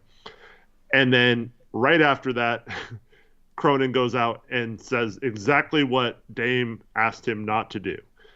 And that's when Goodwin did some research and found out that Joe had lied about other stuff in the meeting. And then they couldn't trust him from then on. And then that's why they made it public. and they started. I mean, Dame's never going to make it super dirty, but they made it somewhat dirty, and somewhat Dame tried to use the leverage he had to get to Miami, and Portland just was not having it. There's a couple comments I want to respond to. There's a comment that says, Heat fans disrespected Portland, the city I love. I will never forgive them for that. And when Torrey said he'd root for the Heat, I lost a little respect. Bro, stop putting an entire fan base in one box. There's some awful Blazer fans. There's some great Blazer fans. Guess what? There's some awful Heat fans, and there's some great Heat fans. There's some really cool Heat fans that are actually watching the stream and participating in chat and have been very, very cool to us and will donate. And respectful to other people, too. And respectful to everyone. So stop sitting here putting an entire group of people in one box and then losing respect for me because I'd said I'd root for Dame because some Heat fans disrespected Portland? I mean, come on, man. What are we doing? Just don't do that, okay? I understand getting annoyed with certain fan bases if they have a lot more fans that are annoying this and that, but like, there's cool people in every fan base. And it's kind of disrespectful to the people that are cool to just treat them like crap because they have fans that are annoying and maybe disrespectful. Like, in the end, we're all human, so it's just, we're all the same species. Like, we're all human. So, you know, like, why put any group of people in one box like that based on the actions of a few? I just don't understand that whatsoever.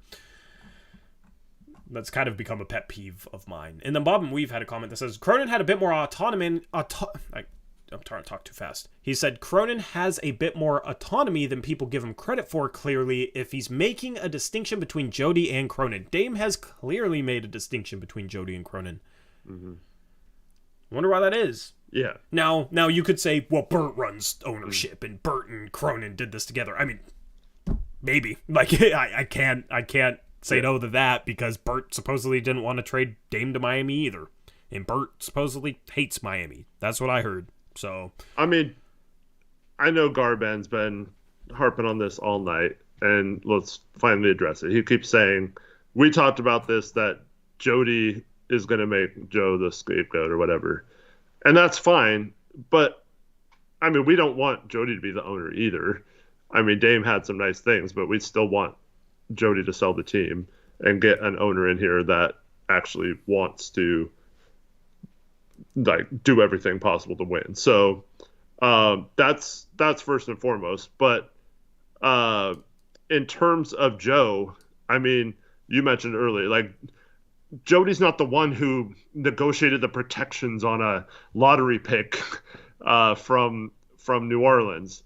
Jody's not the one who signed an injured Gary Payton and got us hard capped.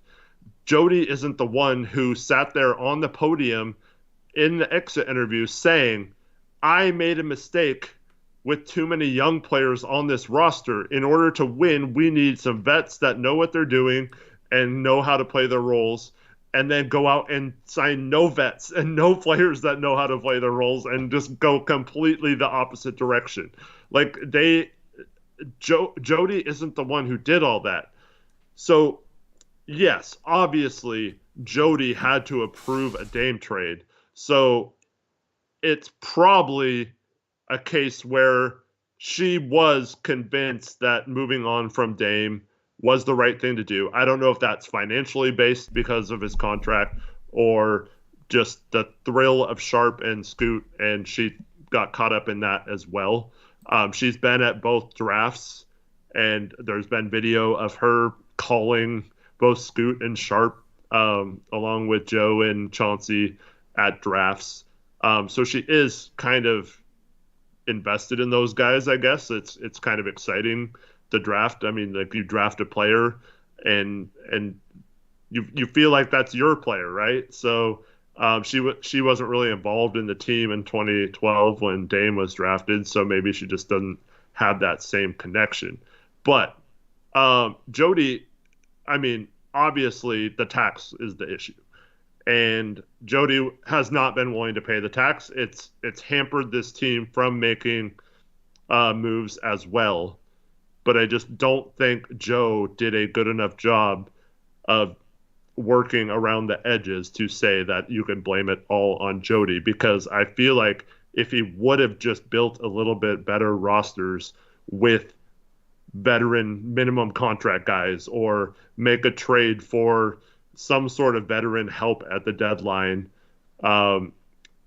either year, and not like Eric Bledsoe and Justice Winslow type players, like actually players that help. I feel like he could have done it. Like, he sat there on the podium and said, we got first round talent from Keon Johnson, and then we have to salary dump him in this trade, and he gets cut by Phoenix. Like, that's a mistake Joe made, not to get an actual first for those guys instead of getting a first round value for him.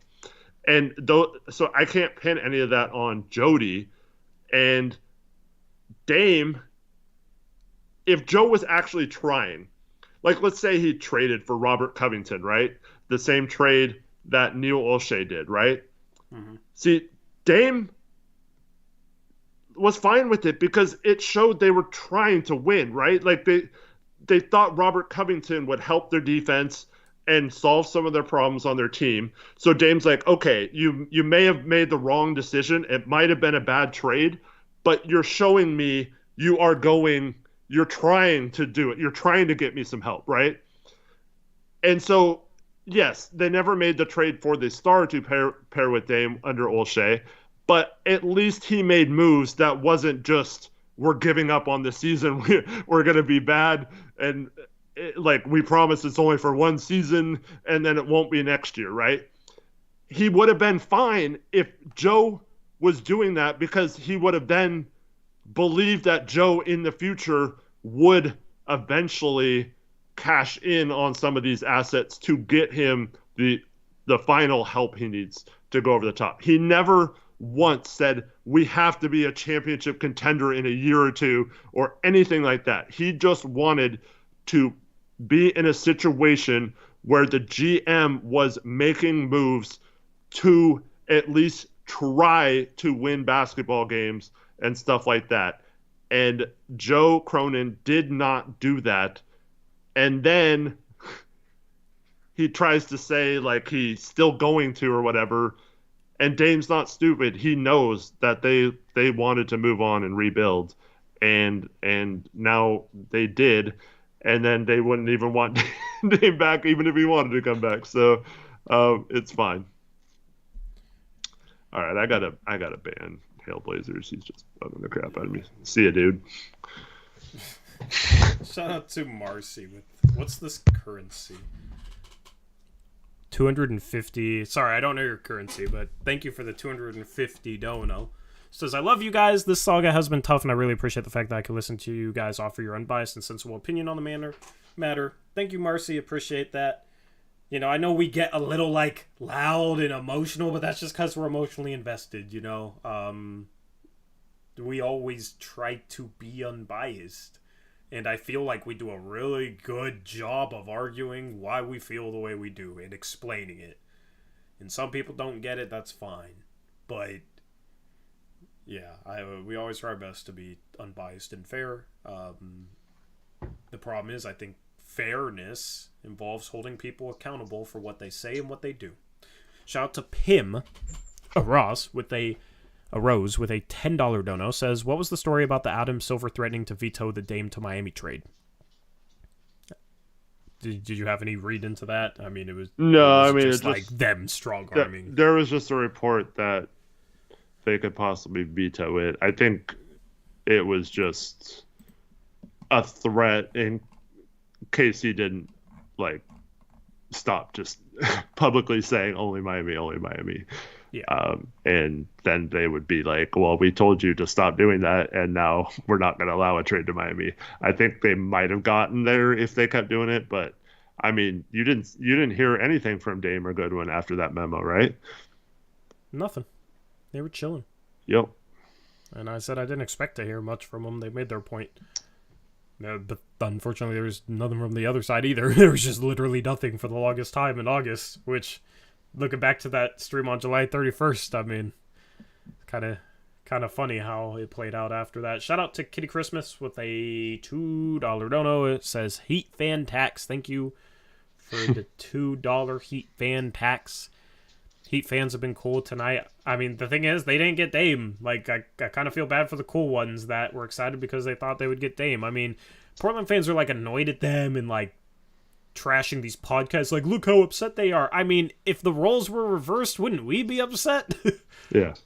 Like, if we didn't get a guy like Dame, of course, you know? So I have a hard time just... Well, they're going through it because yesterday, the reports were that Riley wasn't willing to offer anything of substance or close to the Godfather package or whatever. And now today we find out that possibly Portland didn't even listen to offers. So... Yep. Shout out to MGJJ123, $10 donation. Says, been a season ticket holder many years. Joe telling Dame that they would not allow him to change his mind and play for the Blazers anymore.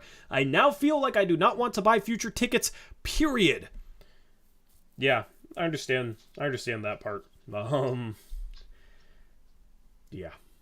I mean, it's tough between, like, I want to go watch Scoop play and, God, I'm just kind of frustrated with this ownership and with Cronin. I mean, I'm more frustrated with Cronin, though, than this ownership, I guess. I mean, so, but it is frustrating. And it's frustrating how, apparently, after this whole saga started playing out, they wouldn't let people get refunds for their season tickets, even though they were running the best Blazer of all time out of town. So, thank you, Scrappy Coco, with a $10 donation. Says, people are praising Cronin for doing what's best for the team by not sending him where he wanted, but he did that for GP2 and CJ, taking less, not in the team's best interest, and lost the Pelicans pick. Yeah, he did that. Norman Powell wanted to go to LA as well and took back less there, and the whole thing was like, oh, we're doing right by these guys. Like, that was the narrative, and Cronin even alluded to it, and reporters even speculated on it, and Jerry West was sitting there working for the Clippers front office saying, wow, I can't believe we got Norman Powell and Robert Covington for like a couple seconds, Justice Winslow and Eric Bledsoe's bad contract. Oh, and no, Keon Johnson. That was the best asset in the league. Sorry. Yeah, best Eric Bledsoe's non-guaranteed expired was the best asset in the league. That was a fun narrative for a minute. So, yeah, I mean, that's the thing, though, is like, no, that was actually the most he could get. There was not better offers out there. You know, that's the thing, is you can always find a way to excuse a GM, is what I've learned in the past 2 years. You can always find a way, no matter what. No matter what. Shout out to Dallas Rourke, $5 donation, with a 1 sticker. It's their first super chat. Thank you, Dallas, for the $5 donation. Appreciate you. Shout out to Colonel Pancakes, who has the best avatar, by the way. I've said that before, but I love his avatar. Colonel Pancakes, $5, says, the knowledgeable insiders hate you because there's no way they could ever speak this way about Cronin or they'd lose media access. I think it's either that or they believe what Cronin tells them. And, I mean, there is, like, we haven't been right on everything, so they probably hate us for that, too, because we're not right about everything we talk about. But neither have they. But neither have they. Nobody was right about everything in this entire scenario. And we were telling you guys that, like, what you hear is going to change drastically upon who you talk to. And it's stuff that is contradictory, where, like, one of the sources of intel is not right. So that's the problem, is, like, when it comes to credentialed guys, I understand, like, they have access to the team and inside the organization, but the stuff was very pro-Cronin. The stuff was just very pro-Cronin from anybody credentialed working for the team, except for Aaron Ventress, and his stuff was incredibly pro-Dame. Like, his stuff was basically tied directly to Dame's camp, and a lot of the other credentialed guys were tied directly to Joe Cronin. And that explains what they said. I'm not even sitting here, like, criticizing them for anything that was reported. It's just, like, that's the thing you have to keep in mind. Is just because somebody's credentialed doesn't mean their reporting is gospel. Because, it's like, we're hating on Aaron Fentress, but then we're hating on Blazers Uprise because they're not credentialed. So how could they know anything? Well, you're hating on Aaron Fentress and he's credentialed. So what is it then? It's all about, all the other credentialed guys are reporting Joe Cronin's side of things, and we like that. That's what it is. Well, the other thing too is if we're somehow deemed credible, which like I don't even care. Like We will never be. Yeah, do what you We will want with never that. be. But Oh well. if we're doing a better job covering the team without credentials and have information, it's insecurity and it sucks because I just want to talk about the Blazers and basketball and share stuff that I hear with you guys, and that's all I want it to be, and those people feel threatened. I don't even want to go that route. Yeah. I don't even want to go that route. I'm at the point where I'm just like, I know I've been critical of the media and like kind of outspoken. I am just past beefing. I'm just past arguing. I don't care what they do. They're gonna do what they do. If we're listening to a post-game press conference and somebody asks a funny question, I might laugh at it a little bit. If they ask a good question, I'll say, "Oh, good question." I have done that in the past with basically everybody in our media. Like there's some Hyken did that was, I thought, good, and I even said like this was a good read because I read it.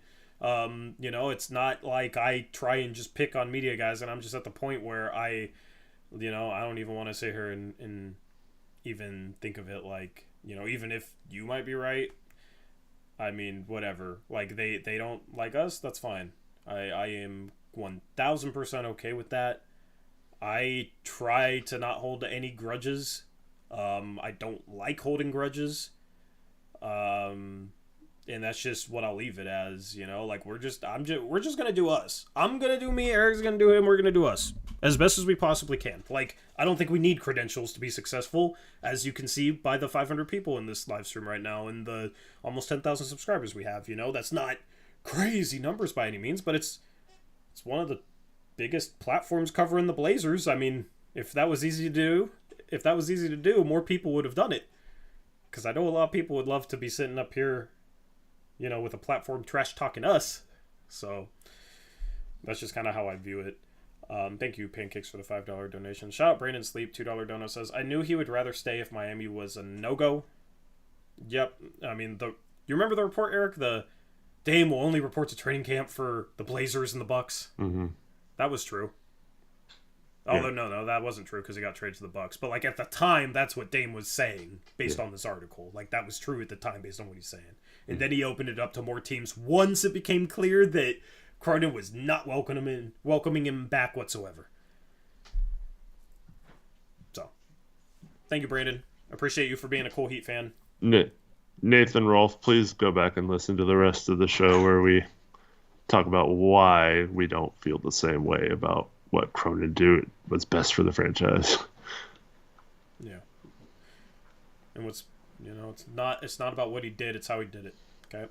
Shout out to J Poe with a $5 donation. Says, you kind of addressed this the other night, but does Joe's action make free agents think twice about signing here, especially after this article? I mean, free agents already thought twice about signing here, so do they think thrice now? Like, I guess, But here's the thing. Like, if a free agent, if his first priority is, like, getting paid, and we have max cap space, and we're the only team paying a guy a max contract, like if OG Anunoby was a free agent next year and wanted money, number one, and we were the only team paying him a max, then there'd be a chance to land him. That was kind of my whole point about not trading for OG and risking him walking in a year, compared to just like, oh, I'd rather have more assets now, and then you go and try and sign OG. Like, depending on the way things shake out, we still might have max cap space next year and might go after OG. And we might end up with OG and Ayton like we were speculating. But instead of only like, one first-round pick on top of that from Toronto, we could have the one from Milwaukee and then whatever we get back from Drew Holiday and could be in a better spot. So, who knows? Like, I'm not worried about free agency, though. If we have cap space, it doesn't even have to be used to sign free agents because everybody coincides, like, having cap space with, like, oh, you think we're going to sign free agents? What do you mean? A lot of teams will get back first-round picks just from using their cap space to absorb salary in a trade. So you can literally turn cap space a lot of times into first-round picks. Yep. Okay, so you use cap space to move up in the draft this last draft, and then Dallas used the trade exception they got for moving back in that same trade to then absorb contract and get a first round pick for doing so from, I think it was the Kings, right, for Rashawn Holmes, and ended up getting a player that Tori really likes in Omax Prosper. Yeah. 2 great pickups for them. Yeah. We're 2 talking guys about that will both of probably them play a starting. role. Yeah. Yeah. Wayne Lavera said, Olshey tried to do the impossible and draw stars to Portland. Cronin didn't want to try to do the impossible and planned a structured rebuild instead. Except he specifically said he was going to trade for stars and go all in. And push His justification for all of his moves was that. Yeah. He literally said he was doing that to push all his assets into the middle. So, and to be fair, Jeremy Grant wanted to come to Portland. Yeah. That's a pretty good player, but the thing is Dame recruited him. Yeah. Dame was able to recruit him. And once again, it's fine if he wanted a structured rebuild. If that would have been the plan the whole time, like from the point we got the 3rd pick in the lottery, if he would have just said, hey, look, this is a situation. I know this sucks to do this to Dame, but like, I'm sorry. Like this is just the perfect opportunity for us to rebuild. Dame would have understood. Like he wouldn't have been happy, but Dame would have understood. Dame would have said like, okay, that's your right. Thank you for telling me or whatever. But instead, they tried to say that they were still committed and they were going to push all their chips in and all that crap. So that's why I can't get behind praising Joe for this awesome restructuring of a rebuild, because it's just that's not what his goal was. He lucked into it, and he just happened to be in a situation where he could get 2 good players in the draft, but he's not. It's not like he made a move to set this up or anything like that, and he certainly wasn't preaching that he was going to do something like this. Yeah. Let's get through the rest of the donos and then let's talk Drew Holiday. Shout out to Adam Versive, $5 donation, says Cronin and Jody jump off a cliff and race to... I don't want to read this. Yeah, come on, Adam Versive. Come on, man. The rest of the comment is fine. It says, Blazer fans, thank you for keeping it real. Thank you, Adam Versive, for the $5 dono. Yeah, please just don't... Because I read off all donos and I just start reading them. Like, I would not have read off that part at all if I realized where you were going with that. Appreciate the dono, appreciate the $5. Glad you enjoy us keeping it real. Yeah, just please do not donate a message like that. We can't support that. That's a little too much. Shout out to Antoine Thomas, $5 donation, says Dame left because he knew the people on the streets of Portland strung out on fentanyl could make better trades than this organization. Okay. So Kai, I mean, I guess that's not as bad, but yeah, now we got drug references. But yeah, sure. I don't even know what to say to that. Thank you for the $5 donation. Shout out to Carter Dick, member for 11 months, says, hey guys, thanks for covering everything. Thank you, Carter. Good to see you, man. Thank you for being a channel member. Shout out to the good old Gray Hughes Investigates with a $10 donation, says, what a wild, crazy, awkward Brady Bunch feeling this all is. Pork chops and applesauce cringe. I have no idea what you're referencing, but thank you for the $10 donation, Gray. Never I also seen a don't... Brady Bunch. No. That's before your time, I guess. It is before my time. Shout out to Bob and Weave with the $10 donation, says, Dame destroyed Cronin's leverage by saying the obvious, I want help. But Giannis told the entire country of Greece, I'm leaving the Bucks, and it somehow did not affect Milwaukee's leverage. Crazy, isn't it? Always an excuse for someone. Always an excuse. There's GMs who execute, and there's GMs who get excuses made for them. I want the GM who executes. It's what I said before the entire offseason. I said, I'm going to hold Joe Cronin accountable based on if he executes or not in terms of putting a winner around Dame. Well, he didn't execute and then actually chose a completely different direction, but didn't want to own up to it. So it went even worse than I could have imagined. But we got Scoot, so it's all fine because we got lucky in the lottery. Good job, Joe. Good job. And Charlotte's stupid. And Charlotte's dumb. Yeah, like even though we got lucky to get third, we got lucky that Charlotte was second. Because I would not feel good about going into a rebuild if we had Brandon Miller instead of Scoot. I would be sitting here like mad that we took... Dude, could you imagine? I would be sitting here like pissed off about all this stuff, but then even more mad that like we were going the rebuild route and took Brandon Miller over Amen Thompson. To be fair, if we were rebuilding, I would have taken men too. Yeah. Yeah. We'll see how those two guys progress over their careers. They're going to be fun to compare, but I'm glad that we have the prospect that everyone can agree was like the second best prospect on the board. At least we have that to agree on. Because we don't have much. Let's talk about Drew. So there's a comment in chat talking about like Clippers, Sixers, Blazers, three-way trade seems like a lock. Was there any report on that, or was that just like a speculation? Oh, there was just some Twitter thread saying, and I think Dropping Dimes said something too, but he was wrong about the Heat as well as I was. Yeah. But I mean, it makes sense. Let me just thinking about it. Yeah. Let me just say this. That's why I said I dropped a video with Drew Holiday trade ideas earlier today. If he gets back 3 first-round picks, I'm okay with the Dame part of it. Like, that's fine. That's good. Like, cool. If he gets back, like, 2 firsts, it's very, very questionable. It's very questionable because basically he just traded Dame for 3 firsts and no young players, which people were acting like was trash beforehand if it came from Miami. But the fact that, like, 1 pick came from Milwaukee and then a couple picks come from somewhere else, like, that's enormously better somehow. Dame got us 1 first. How are we supposed to get 3 firsts because we traded Drew? What do you mean?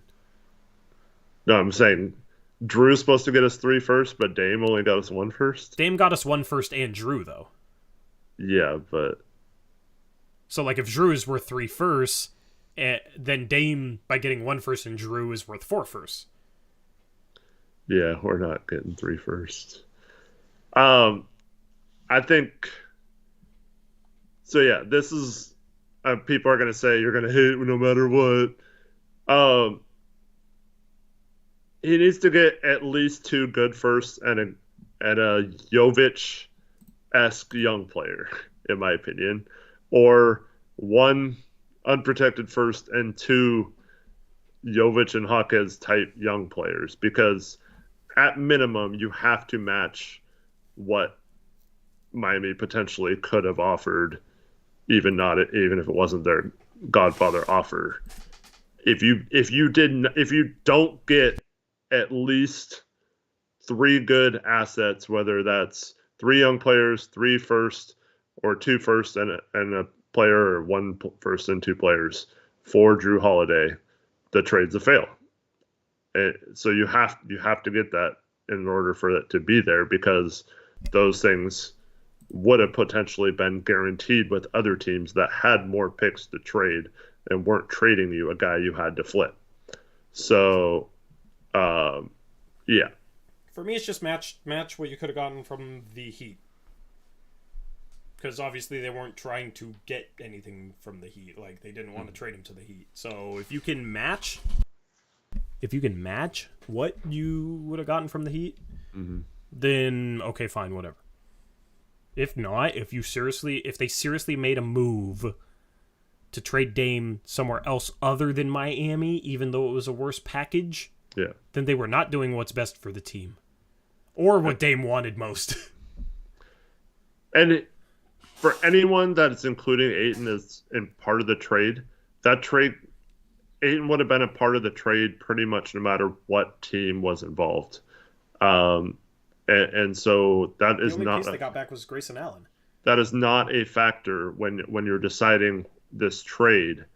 You did not trade Damian Lillard for DeAndre Ayton. You traded Nurkic, Nas, and Keon Johnson, who they already cut, for Ayton.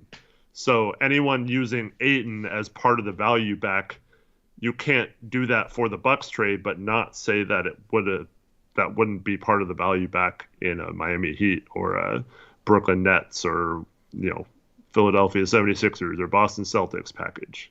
So it has to match.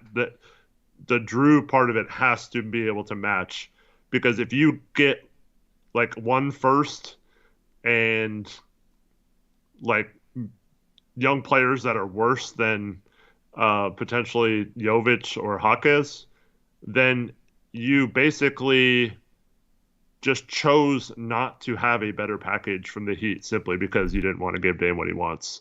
And that would be a failure for the GM. There's a comment that says, you're forgetting Grayson Allen. I literally just mentioned Grayson Allen, and they did not do that trade for Grayson Allen. They did that trade because they wanted to get off of Ayton, and they wanted Nurk to replace him. They actually identified Nurk as somebody to replace him that could like do some of the little things that we've talked about before, because we're pro Nurkic. And they also, Eric had been talking about for like a year about how they were interested in Nasir Little. Yeah, and also, I mean, Woj and Shams both mentioned this, that the Ayton part of this was not contingent on it being the Bucks, that in fact Portland could have possibly pulled off the trade without with Dame still being on the team if they wanted to. So this was not contingent on that. Yes, the Suns got extra incentive to do it because of a player like Grayson Allen added to it. But Caleb Martin is way better than Grayson Allen. So if you're dealing with Miami, that works for them. Dorian Finney-Smith was rumored today to have been. This was coming from Shams. He worded it really funny, so I'm not sure if he said 3 first and Dorian Finney-Smith. Brooklyn would have given up for Hero, which obviously isn't correct. So he must have meant 3 first total. So like the 2 from Miami and 1 from Brooklyn. But Dorian Finney-Smith would have been just as good as either of those 2 players as well going to the Suns. So this was not a case where like it was reliant on Grayson Allen to get the deal done. And we could have gotten a Grayson Allen type player just from we had a trade exception, so we could have possibly traded for a player like that to include in if that's what the Suns really wanted. Yeah. Let me thank Dylan Metcalf, because I forgot to read the dono. Thank you, Dylan Metcalf, for the $50 dono. That's huge, man. Thank you. Appreciate your guys' support tonight. Thank you. The comment says, how can we all enjoy the season with Cronin still at the helm? If the Dame plus Jody relationship was so strong and still is, how does she let this happen? Love y'all. Thanks for the great content. Well, the way you can still enjoy the season is that you can experience the roster and the play of the team through Blazers Uprise. We'll have you covered all season long, but you're rooting for Scoot, rooting for Shaden, rooting for Ant.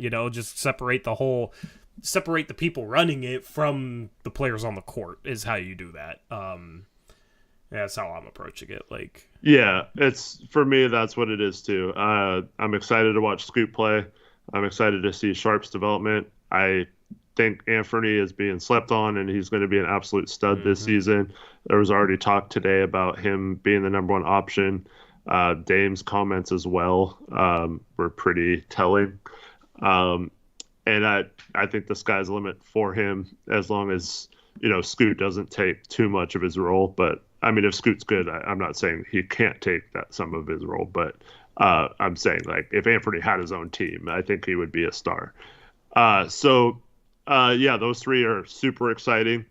Obviously, Jeremy Grant had a good season for most of last year until he started having shooting struggles. But the better he plays, the better value that contract will be in a trade. And I think we could probably get something good for him at the deadline or next summer if he plays well this season. And then just having a different center, Nurkic. I'm a big Nurk fan. I really like Nurkic, but it's going to be kind of fun not to have those conversations all the time about Nurkic, right? I'm hoping Ayton just plays so well we don't have to have similar conversations about his play and attitude and stuff. But just seeing someone else in the middle that has a little bit different skill set will be interesting to watch.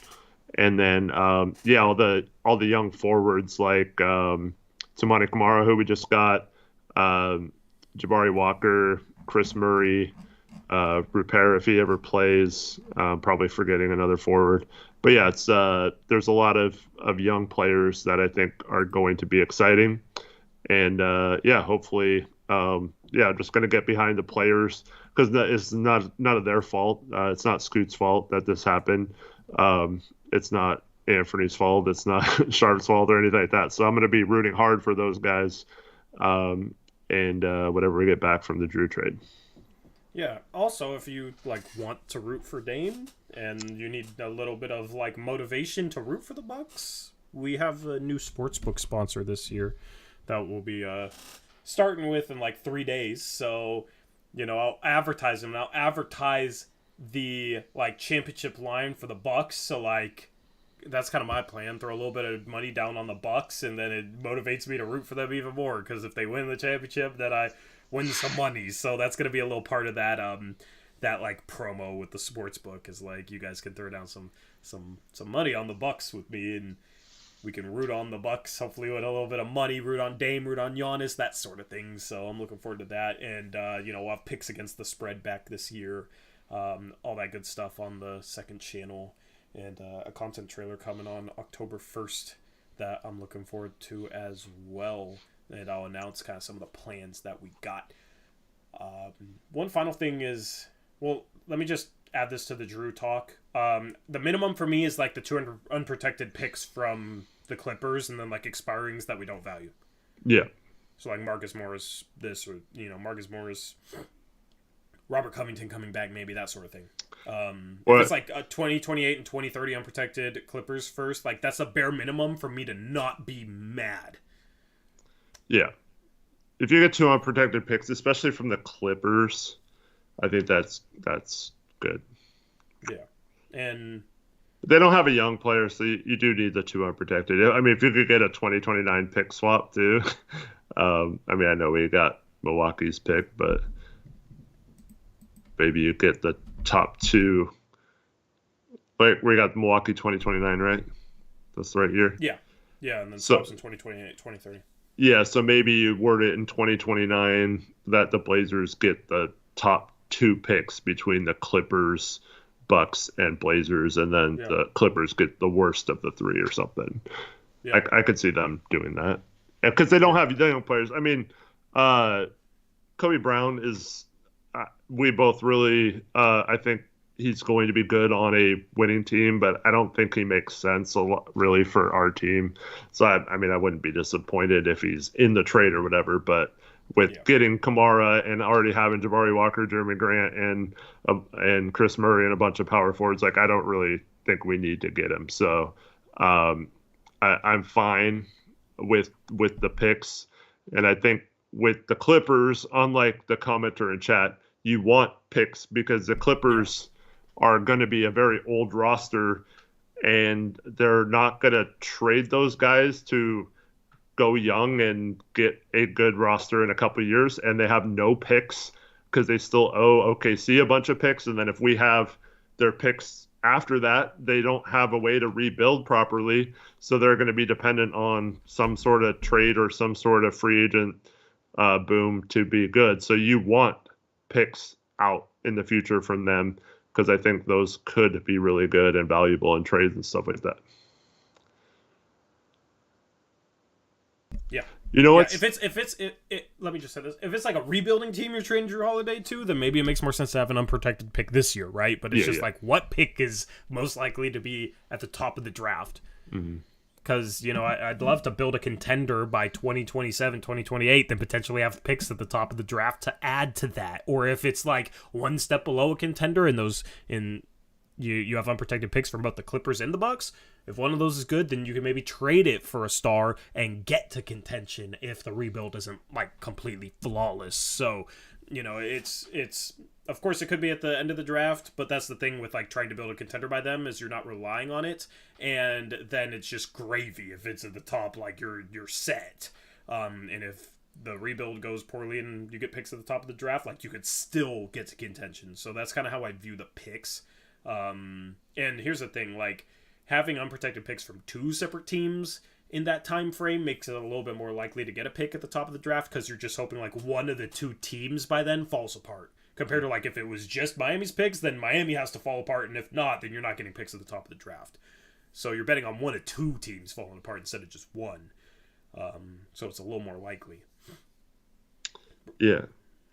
So I haven't seen anything about this. This is absolutely insane to me. And people are going to say I'm just being negative again. Do you know the Bucks have our 2024 second round pick? Yeah. And we didn't get that in the trade? How did we not ask for that in the trade? Yeah, they're getting Dame for Drew Holiday and a first. If we're rebuilding and it's a high second round pick, why would we not? Wouldn't that be like one of the first things we asked for? So we didn't. Not only did we not get Beauchamp, but we don't get our second round pick.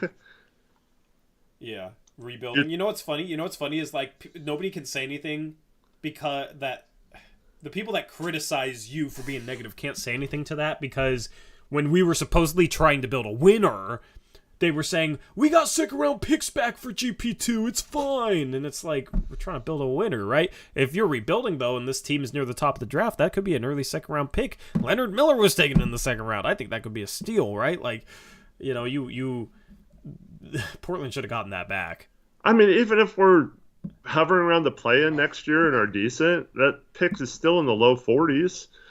Like, it's not a bad, it wouldn't be a bad pick. And you know what you tell them? You say, you know what? You guys can keep Beauchamp. Just give us our second round pick back. Yeah. Like, what are they going to say? Like, no, we're keeping Beauchamp and a second round pick. We're saying no to Dame because of the second round pick. Like, that's also why it makes no sense to at least talk to Miami and use them as leverage to get the Beauchamp and the second from Milwaukee. It just doesn't make any sense. Milwaukee offered that and just like, okay, let's do it. Especially since they could not give more than one first. Like, it would have been different if they gave several unprotected firsts or 3 firsts or something. Like, that's not, but they didn't. They could only give 1 first, so you got to get that second. I don't understand, man. Oh, you know who okay, now I'm mad.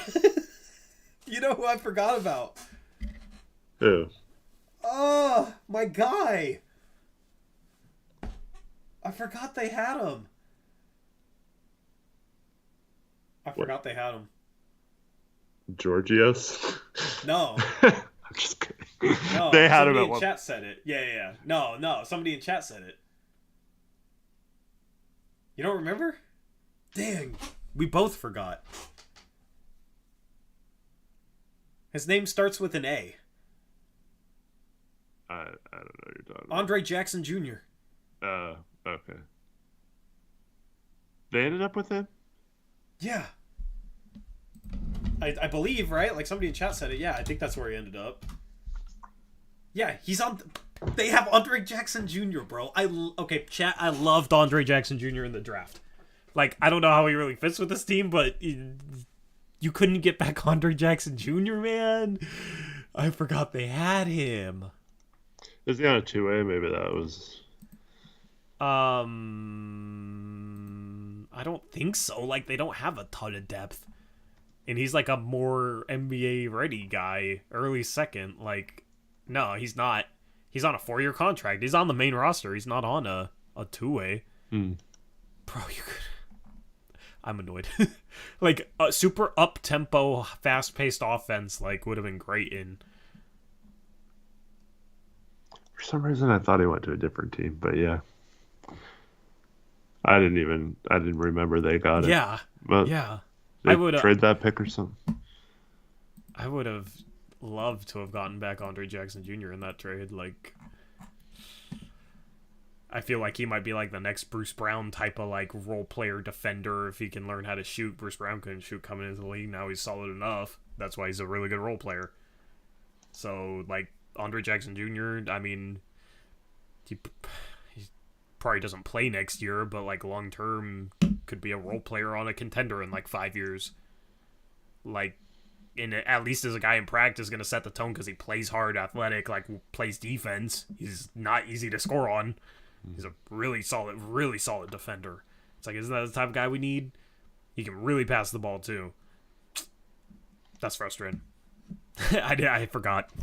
Shout out to the person in chat who's brought up Andre Jackson Jr. Anyway. He's speaking Corey, didn't to you your want heart. him for our second round pick if he was available? Yeah.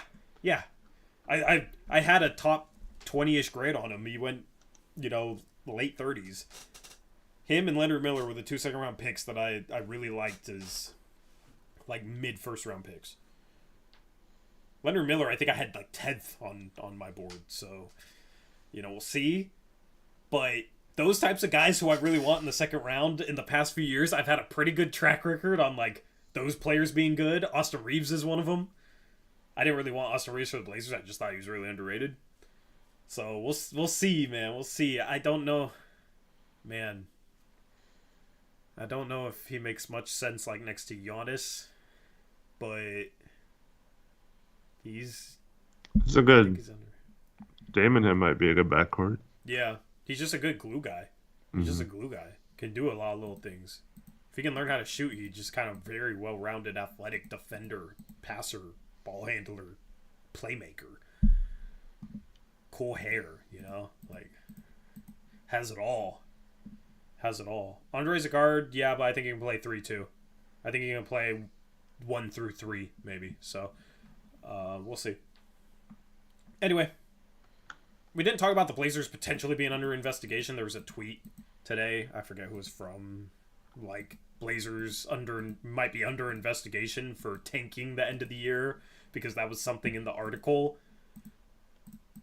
But that would probably just be a fine. But if it's a fine, maybe Joey's like, Joe, you got me fined.